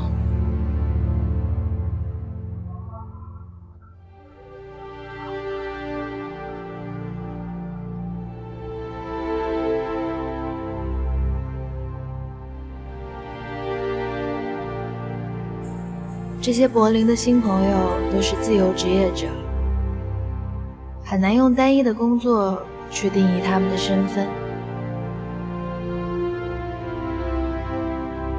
我开始意识到，大部分我遇见的人都很难用某一种职业去定义，这也许就是 Z 时代的标志之一吧。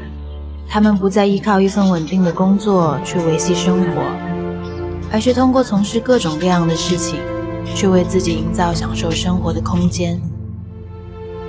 Ringo 告诉我，如果我在柏林待得足够久，那昼夜之间的差异就会逐渐消失。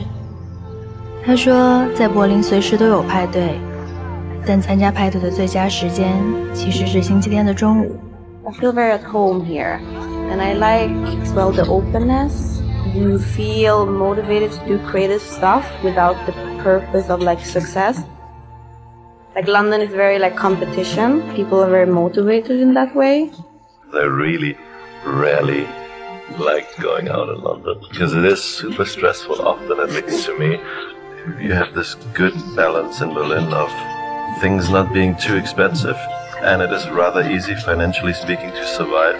No, that was close. That was fucking close. So I always felt like it's a luxury to actually have, like in my case, 3 to 4 days a week where I can actually just do what I want to do. I feel like if you have like your close circle of friends and then some kind of very interesting job or ambitions, I feel like in any city it will be kind of fine. But then obviously Berlin gives you the opportunity to have like a bigger space, have more like freedom, not having to like be a slave to like make money. 俱乐部很有趣，但是 Lily 要带我去其他更好玩的地方。她说，最棒的派对是在你离开俱乐部之后纯粹聊天的地方。I think like blue is my favorite color. It smells good. Yeah, green is my color. Green? Yeah. So blue. Wow.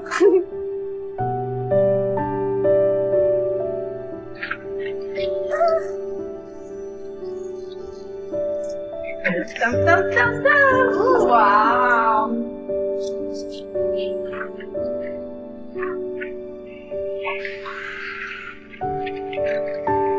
Almost full moon. Almost full moon. Yeah. In 2 days. Yes, 2 days time. I think this place is not like a real place on the earth. I think we should go there. Go where? To the moon. I'll go on the moon, yeah. To the other side of it. Hey guys, tell me about two things you love and two things you love and two things you fear for now. Wow. I think I would fear that I wouldn't live wild enough. I don't have any fear for death, but I have like fear of like not experiencing enough. Just recently noticed that I'm really looking forward to just growing old. Because I have to do anything, but because it's very, very likely there's just gonna be a bunch of very, very crazy technological things happening without, like, just in the next few decades. And it's gonna be nice to see these happen. I mean, you know, these people who get frozen, which started in the 50s, in the 1950s, where people after they die get frozen in the hope to be unfrozen at a certain time and point in time. Yeah. Where they would be unfrozen and still alive. Going in this direction. Maybe I'm gonna do that Immortal? too. But I don't know if I love that or fear that. No, I think I would fear immortality. Yeah, because in some sense then it loses its like the pureness of life with the... I think it would get boring. So what would you say is your main Love. I think it's love itself. Love, not desire, not emotion, just love itself. I think it's big concept. Maybe I'm still searching for the answer. Yeah, I mean, I think it's like tricky to completely be aware of it, and like, but I think that is the only purpose in life, to kind of like find the answer to it, and not so much like the meaning of why we're here and why you're living. It's more like, I think like the purpose in life is just to find like, how do you define love in some sense? Yeah.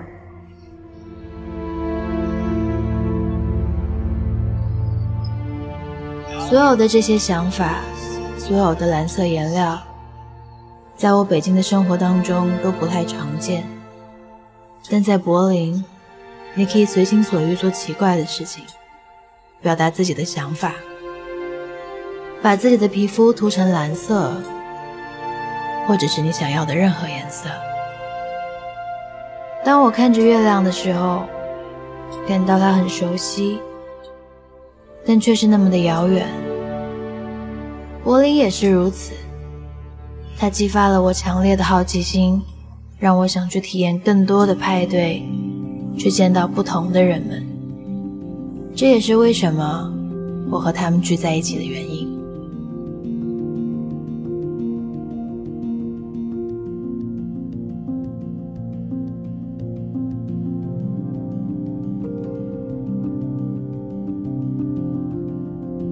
我来到了基辅，一个同样有着复杂历史的地方，而这里严酷的现实也正在塑造着一群独特的派对参与者。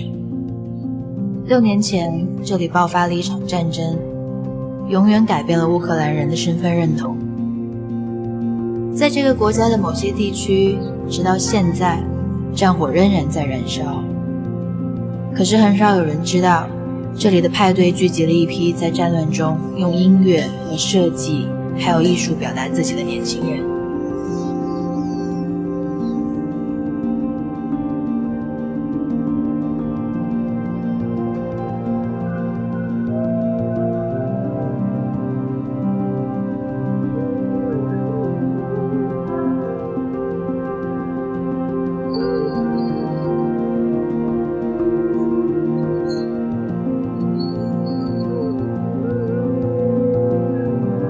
在基辅，我打算和乌克兰创意圈的几个 Z 世代见面。时装设计师 Anton Belinsky 和他的造型师 Anastasia。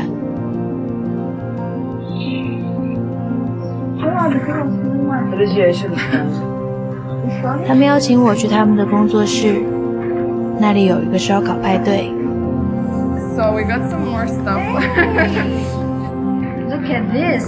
Look at this. Yeah, this is from the new. I feel like it's very your style. Yeah, this is what I wanted. Literally, you should wear these with the boots as well. Wow. So you want to try these? Yes. Okay, let's hang this. With the shoes. Yeah, sample is super big. Ooh la la! So you, so you. That actually suits you perfectly.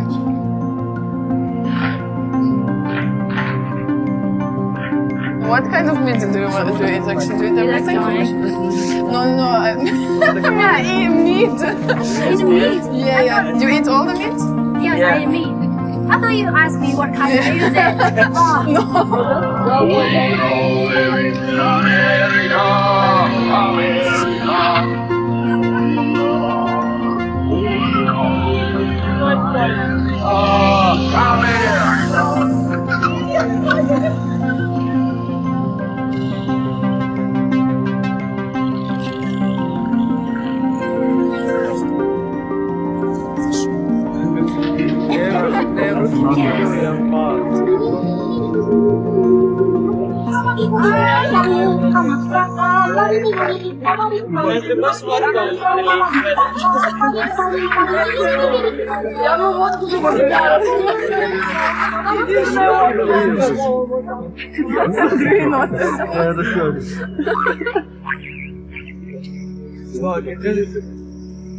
It's hard. No, you have to open the mouth and put it like. No, open the mouth. To make it resonate, like, yeah. 在派对上，我被介绍给了他们的朋友 Daniel， 他是 Anton 的模特，同时也是一个摄影师。他说明天他和他的朋友 Sasha 可以带我去参观基辅。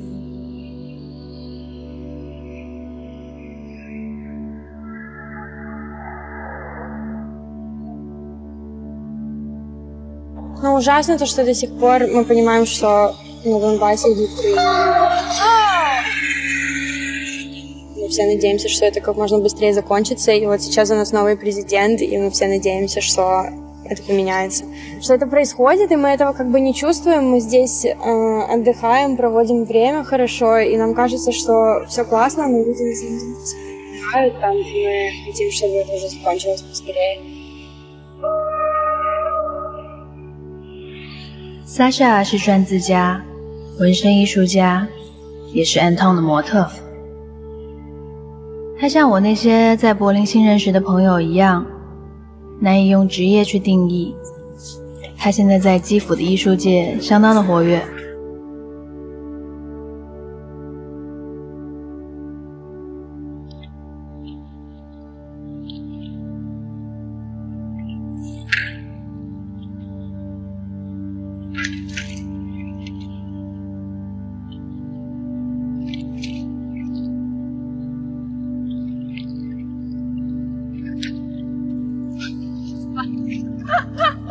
Power, more power. And more close, like here and just like in water, but. Okay.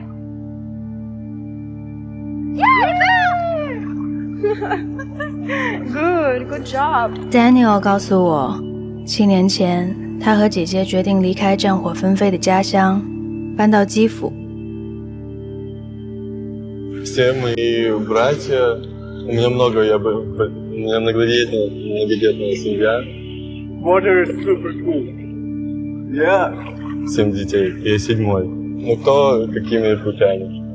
И просто там никаких вариантов нет оставаться, ну, в плане, в любом случае все будет плохо, ты или останешься наркоманом, ну будешь наркоманом, или попадешь в тюрьму.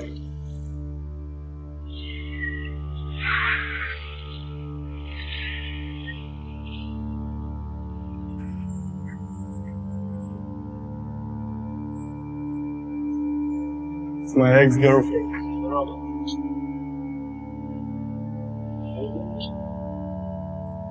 все, кто вообще, абсолютно все, кто приезжает обычно, снимают что-то про Украину, а они в основном делают не так, как нужно, и не показывают не то, что нужно.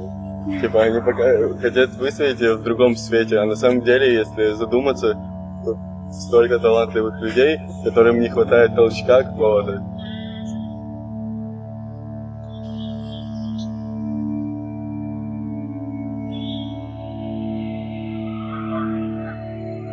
I used to live in Berlin, like for a few months, but I didn't like it so much. It's too much for me because I'm more chill. Like I don't like parties. Like I like the vibes there, people there, but I don't like going party hard like every time. And for me, it's like kind of not my city.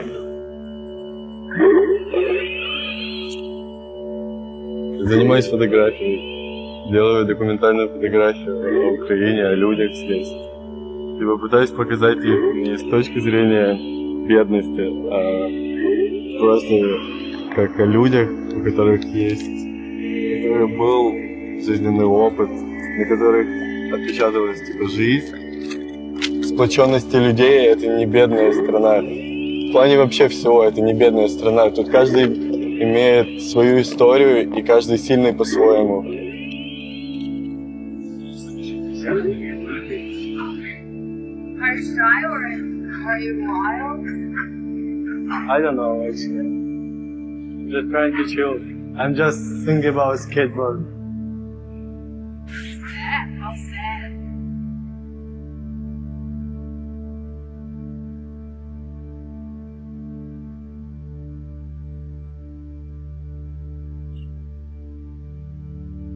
Я боюсь, единственное, ну вот если честно, я боюсь, что я не смогу самореализоваться полностью. Вот это мне самая страшная вещь, типа, чего я боюсь с детства, типа, что у меня не получится то, что я делаю.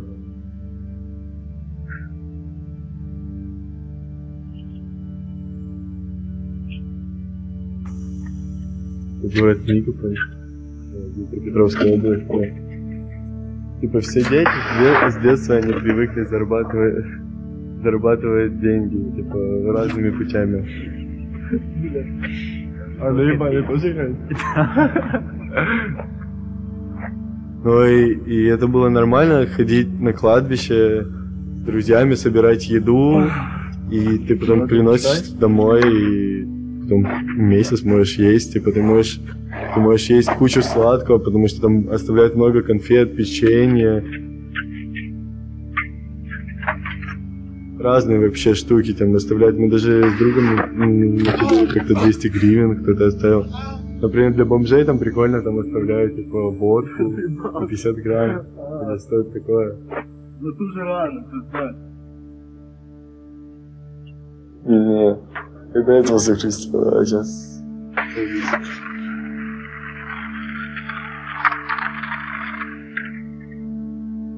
Daniel 和 Sasha 的过去，说实话，我很难感同身受。他们现在的生活看上去非常的充实和精彩，可是我没有办法真正体会到他们内心的困境。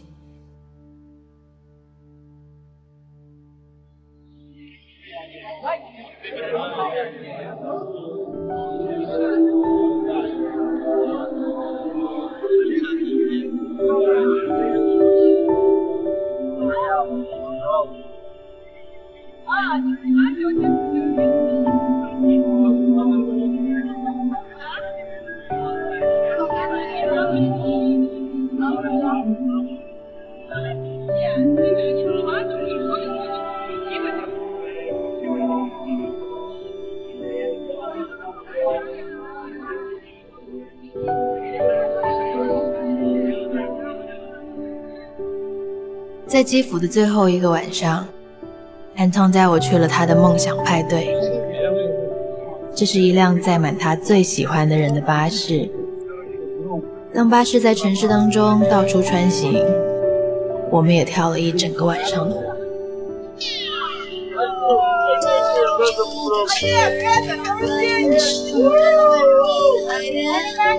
在基辅，就像柏林一样，城市的历史和纷乱塑造了当下最有活力的年轻人。无论是好还是坏 ，Anton, Anastasia, Sasha 还有 Daniel， 他们都在享受着属于他们的时代。真的很难跟基辅说再见，因为在基辅的这段时光当中，我感觉到了被接受、被填满。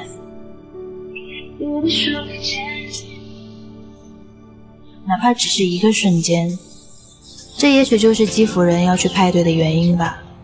因为分享爱和温暖会让人完整，哪怕他们是如此的短暂。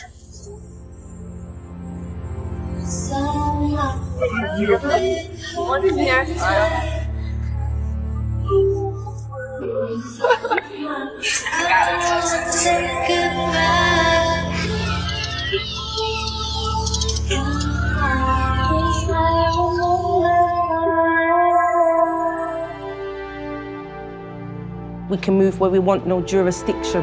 Pulse up, shift to where you're causing friction. And how I spit, what you call it, addiction. We'll see what happens, might not get a billion. I wear old school high socks like centenarians. And how I spit is some 1 in a million. I heard from a friend that you said that you're feeling him. G killer docs, man, silver be killing them. Immature youth, them going through puberty. This is how it's meant to be, a fading minority. Don't you love the youth, them, where's your priorities? Been spitting for a while, I was the wild child. Never cheddar mild, mature is my style. Shit on and pals, get sick like X-Files. Bitter never sweet like lumps of Tate Lau. They pause before they spit like Slim from 8 Mile. Now we never rocked, I knocked a block off. Took her rocks off, which part of me soft? You ain't really knowing what is what. Docs hot, blow spots. Yeah, the boy that wanna be a part of Docs.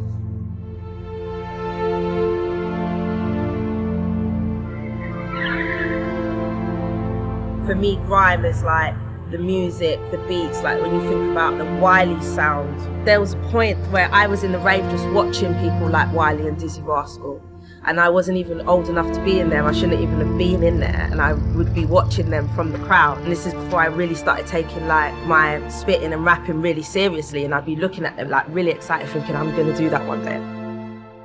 This train is for Stratford. The next stop is Bow Church. 我之前去过伦敦，但是对 grime 的了解却不多。我在网上看到 grime 是如何帮助 Nolay 对抗他的心魔。音乐对于他来说就好像是一种疗愈。我听说在英国 grime 音乐风格的派对聚拢了一批和 Nolay 一样迫切表达的年轻人们。Are you ready for tomorrow? Do you know what you're wearing? No. 在伦敦的第一天晚上，他带我去了本地的美甲店。Jing. We're a super match. We're both neon. I actually grew up in south of London in Thornton Heath, which is pretty ghetto. It's actually worse now. In school, English literature, like that was my favourite lesson. And so yeah, I just used to like write a lot of poems. Sometimes I'd be travelling and I'd listen to the guys that were older than me at the back of the bus, rapping and that. And I thought to myself, I could do this. I think I could actually do it better than them. I need to put some like diamonds. Maybe just like one in the middle. Yeah. I like that one there, the big fat one. This one? Yeah. The thing with grime, it's a lot of energy that goes into it. I feel like you get to like release like a lot of frustration when you're on the mic or when you're in the booth, even when you're writing. Like for me, grime music is like a form of venting.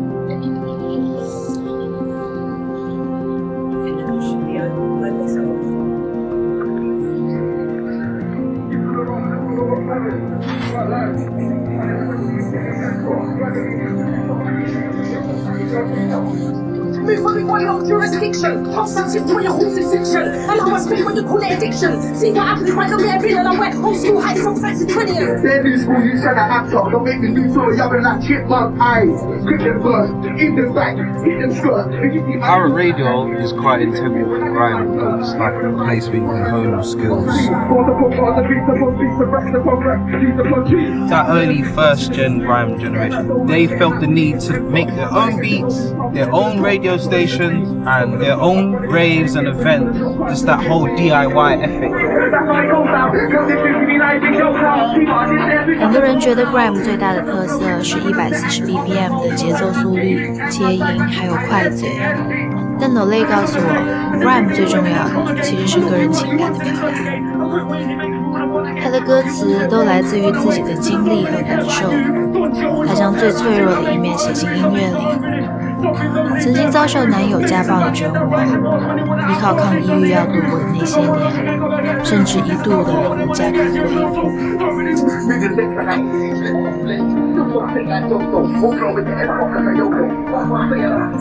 在现场看他们的 Cypher， 真的有一种被击中的感觉。我非常强烈地感受到他们对表达的渴望。从他们的音乐当中，我听到了很多的东西。他们的挣扎、成功与失败、爱与愤怒，他们的一切 ，grime 凝聚他们生活的全部。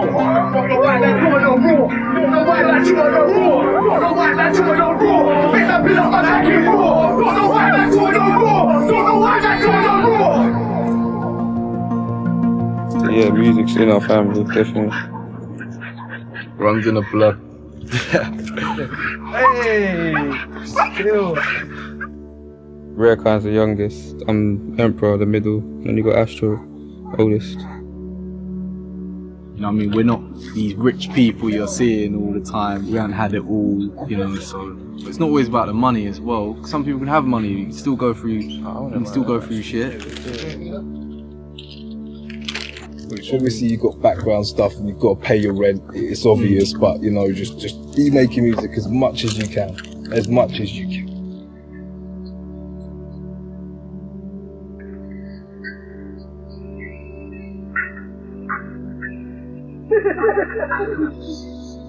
Yo, I'm on a wheel, Astro's in the backseat with Theo. You man are just... We're never free, we're always working. This is why I basically am 24/7, because it's just expensive for me to leave and get back on, do you know what I mean, wherever I'm going, because I'm always going to be back at the studio regardless. If I'm leaving, it's to get something to eat, shower, or just see someone for a second, I'll be here.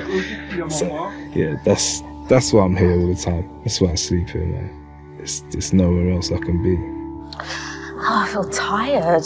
在和 Nole 相处的过程当中，我体会到 grime 是如何让他自信做自己。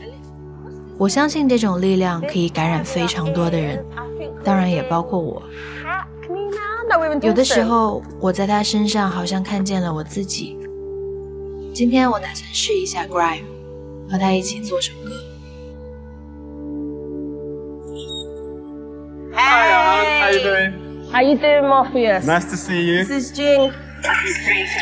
Wake up hanging and do it again. Body stay banging like 808 bass. Don't give it the large, come out my face. I feel like as human beings, sometimes we walk around and we can be stressed out sometimes and we don't even know that we're stressed out. I feel like literally everything that we take on from day to day, I feel like when I hit boom, it's almost like I'm just taking on a bit and going like, bastard, mighty heartless, hard bastard, kind of thing to the world. Like, that's how I feel. You know, like people have like their own kind of therapy. So like some people like to box, some people like to swim, like this is my release. When you hear me going in like that on a track, it's probably likely that I've had a bad day or something. 像个动物，不要装酷 is the first line and means be an animal. I was thinking that we could do it like over a grime beat, because I think that's going to be so cool as well. Do you want to give it a go then and try a flow? 这个假象，这是欲望，也不成长，不是超度。I like it because it's not just grimy, it's got like a sexy essence to it as well, which is Jing. Yeah. But then maybe on the maybe third time of saying it, maybe say it a bit harder. Maybe on the third time, like da da da da, like da da da da, like I think that would be perfect. 像个动物，不要装酷，保持饥饿 ，That's what we do。干了饥饿，只是欲望，也没生长，无需超度。Oh, I love it! Yes, yes. Let me come give her a hug. Come on, come on! Yes! Yeah! 像个动物，嘿，不会装酷。Yeah. Cool. Really do. I think it's so important, for an artist to be confident, because if you're not confident, it kind of comes across It shows. in the music. And I think the flow's on point. Do you see what I'm saying? It's not too much, it's not too little, it's just right. And I like the energy as well, like the way the energy basically switches up. 像个动物，不会装酷，保持饥饿。It's what we do， 干的饥饿，只是欲望，野蛮生长，不是超度。We can move where we want, no jurisdiction. Hold up before you're causing friction. And how I speak when you call it addiction. See what happens, but you get a feeling I went What's up, husband? Good. Yeah, that's good. That's one. Yeah, that's good. Thank you. It's greasy, but I like it. I like it. The way she said that. 今天No Lay要带我去一家连锁餐厅的地下室，那里有一场 grime 派对。这是一个完全靠口耳相传而且不定期的独立活动，它的名字叫做 Keep Hush， 非常的地下。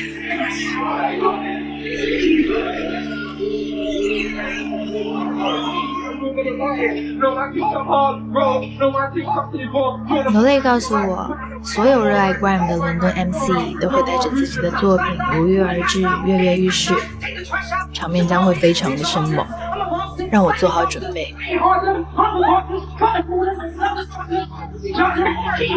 麦克风里传来的每一个字，瞬间连接了现场的所有人。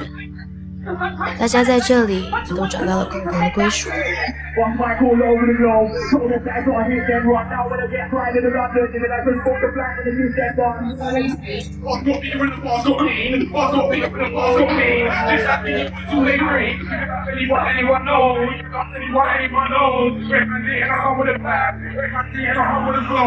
tight, No Lay, yeah, because she's not even the sickest female MC. She's one of the sickest MCs. Full stop. Shell off, top man's head off, sped off. 演出结束之后，大家都一起走到了外面，但是派对并没有结束，每个人依旧面对着各自的压力。只要生活在继续，这样的派对就不会停止。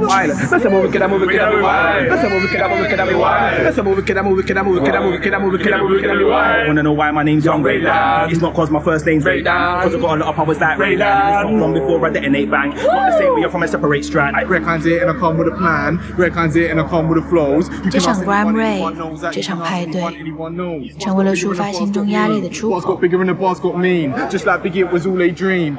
我想伦敦的派对应该是一种心灵的治疗。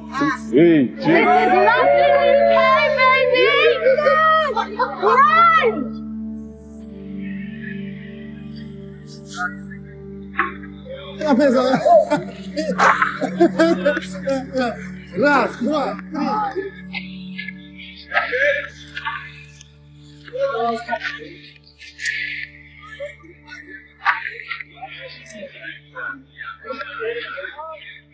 我离开了伦敦，俄罗斯有一群热爱说唱音乐的白人青年，但他们显然不是为了疗愈，是一个叫做 Decadent 的 DJ 以及派对策划团体。过几天，他们要办一场年度最大的派对。Раз, два, три.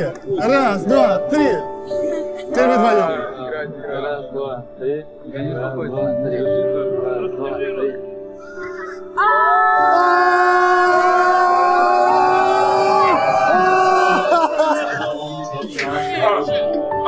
Сидит в туалете и привет Пете, который и, кстати, в твоей вазе я забыл вот Ахзамаде, и он мне нужен прямо сейчас. Это Гриша.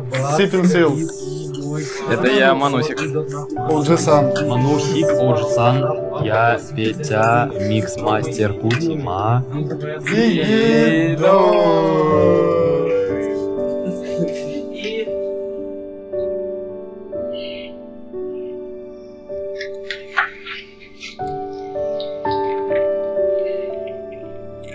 这是 Kutima， 他是 Decadent 的3个创始人之一。他在团体里担任 DJ 和制作人的角色。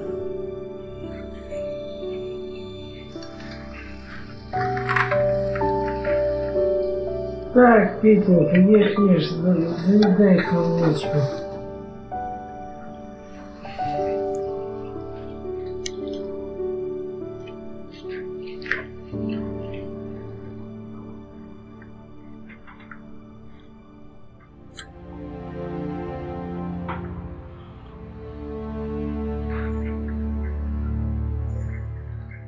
I have a book that I got from when me and Grisha and Manu, we went to St. Petersburg.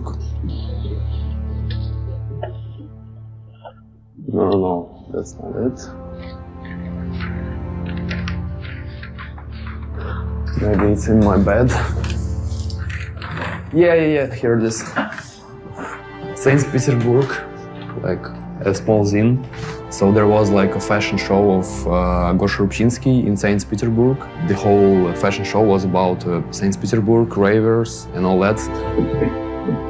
Вот у ребят как бы нового поколения как будто бы немножко другой, в принципе, стиль мышления, потому что нам не нужно заботиться, старые люди, у них своя система ценностей и все такое, но я могу сказать точно, что моя прабабушка, она всегда как бы была очень, как бы несмотря ни на что, она всегда как бы очень тебя, значит, не защищает, но она как бы за тебя всегда, она всегда тебя как бы поддерживает. И это очень хорошо.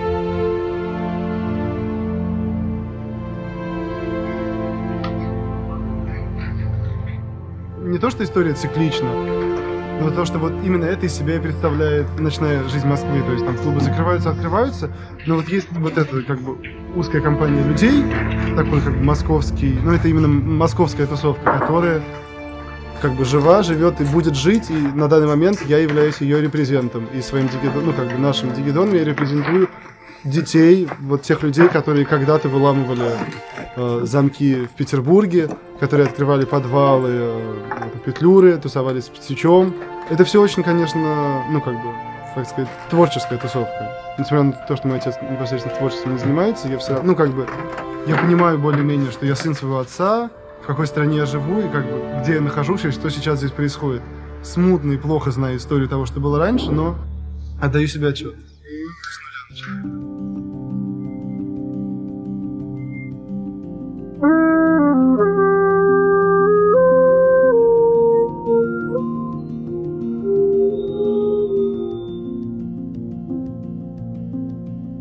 What is your favorite food in Moscow?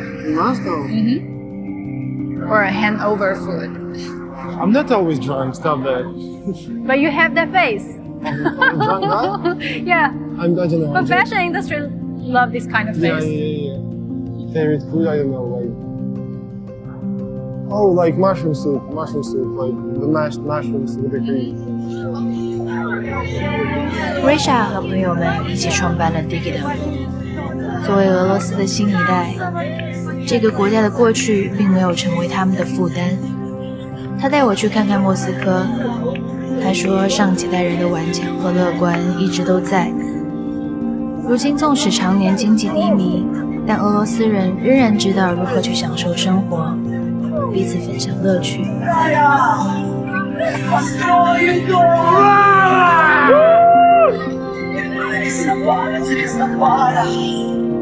Зачем, мужчины, вы девчонок любите?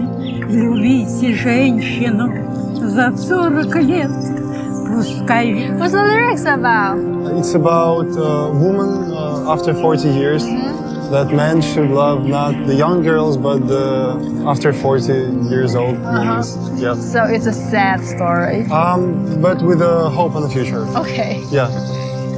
Be careful. Grisha 对我说，这个国家给他们留下了无数极为宏伟高大的建筑，这些建筑的存在就像是教堂一样，时刻提醒着俄罗斯人自己的渺小。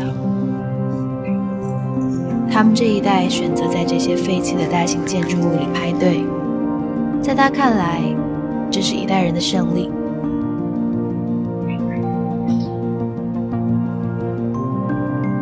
为了将要举办的派对， Risha 一直在寻找合适的场地，但他说，比起场地，来的人更重要。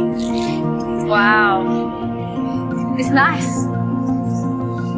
Digidon 的使命是为了把所有在这个城市活跃的朋友们，像家人一样紧密地连接起来。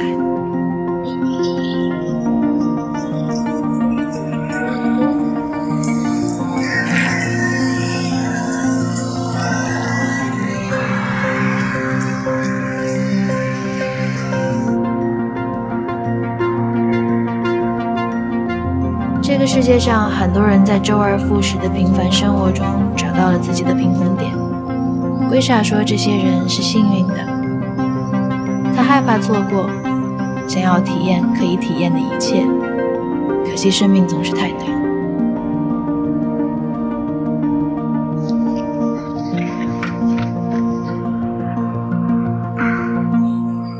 Hey, Manu.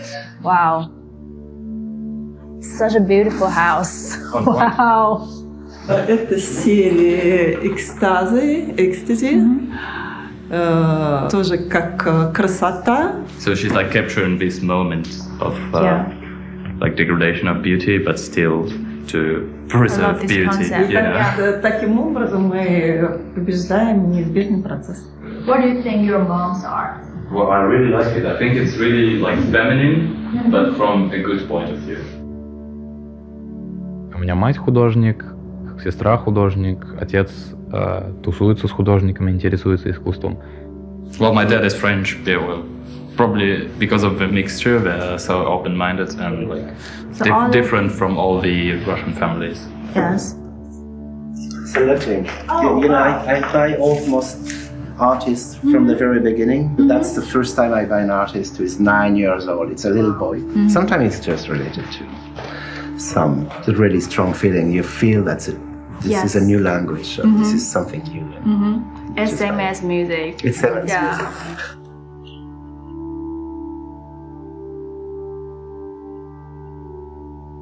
So this is where you make music? Well, mostly I just procrastinate, like watch like series and stuff. But sometimes make music also, yeah. Music also is also a kind of procrastination, I think, sometimes.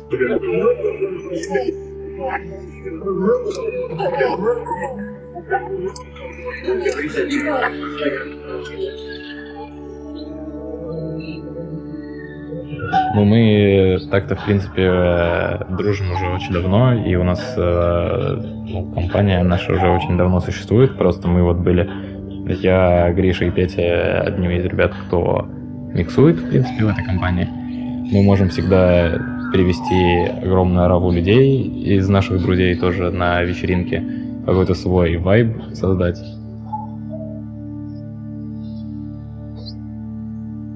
Digidon 最终决定把他们有史以来最大的一次派对放在一艘船上。那天晚上 Risha 和我走到港口，他告诉我今天晚上这艘船将穿过莫斯科河，一路接上他们的好朋友，一起狂欢。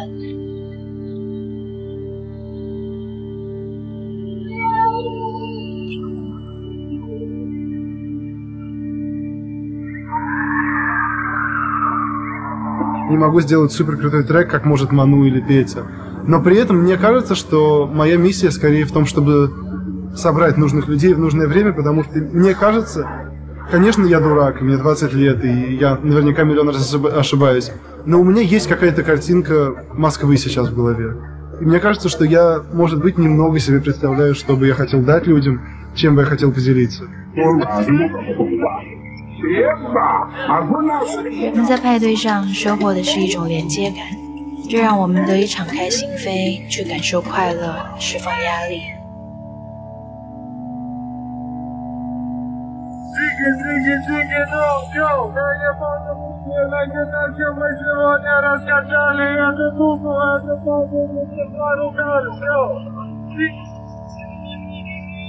Это как большая семья, есть такое понятие в Москве, как большая московская семья. И ты идешь в выходные в клуб, чтобы увидеться со своей семьей.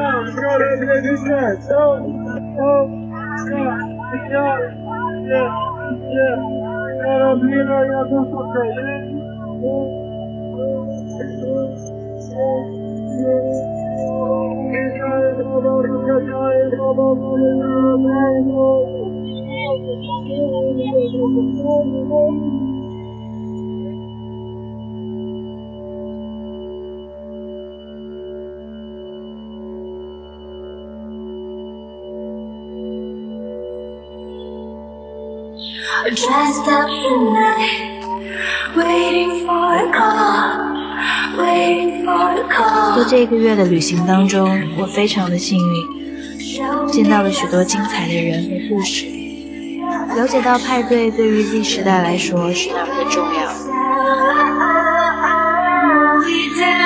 我也对北京的派对产生了全新的期待。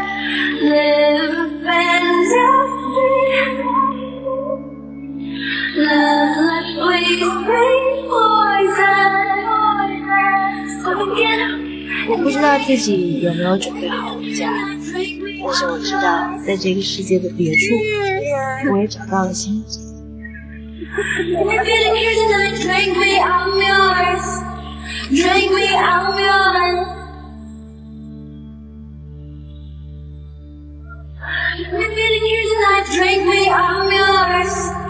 Drink me, I'm yours. Oh my God.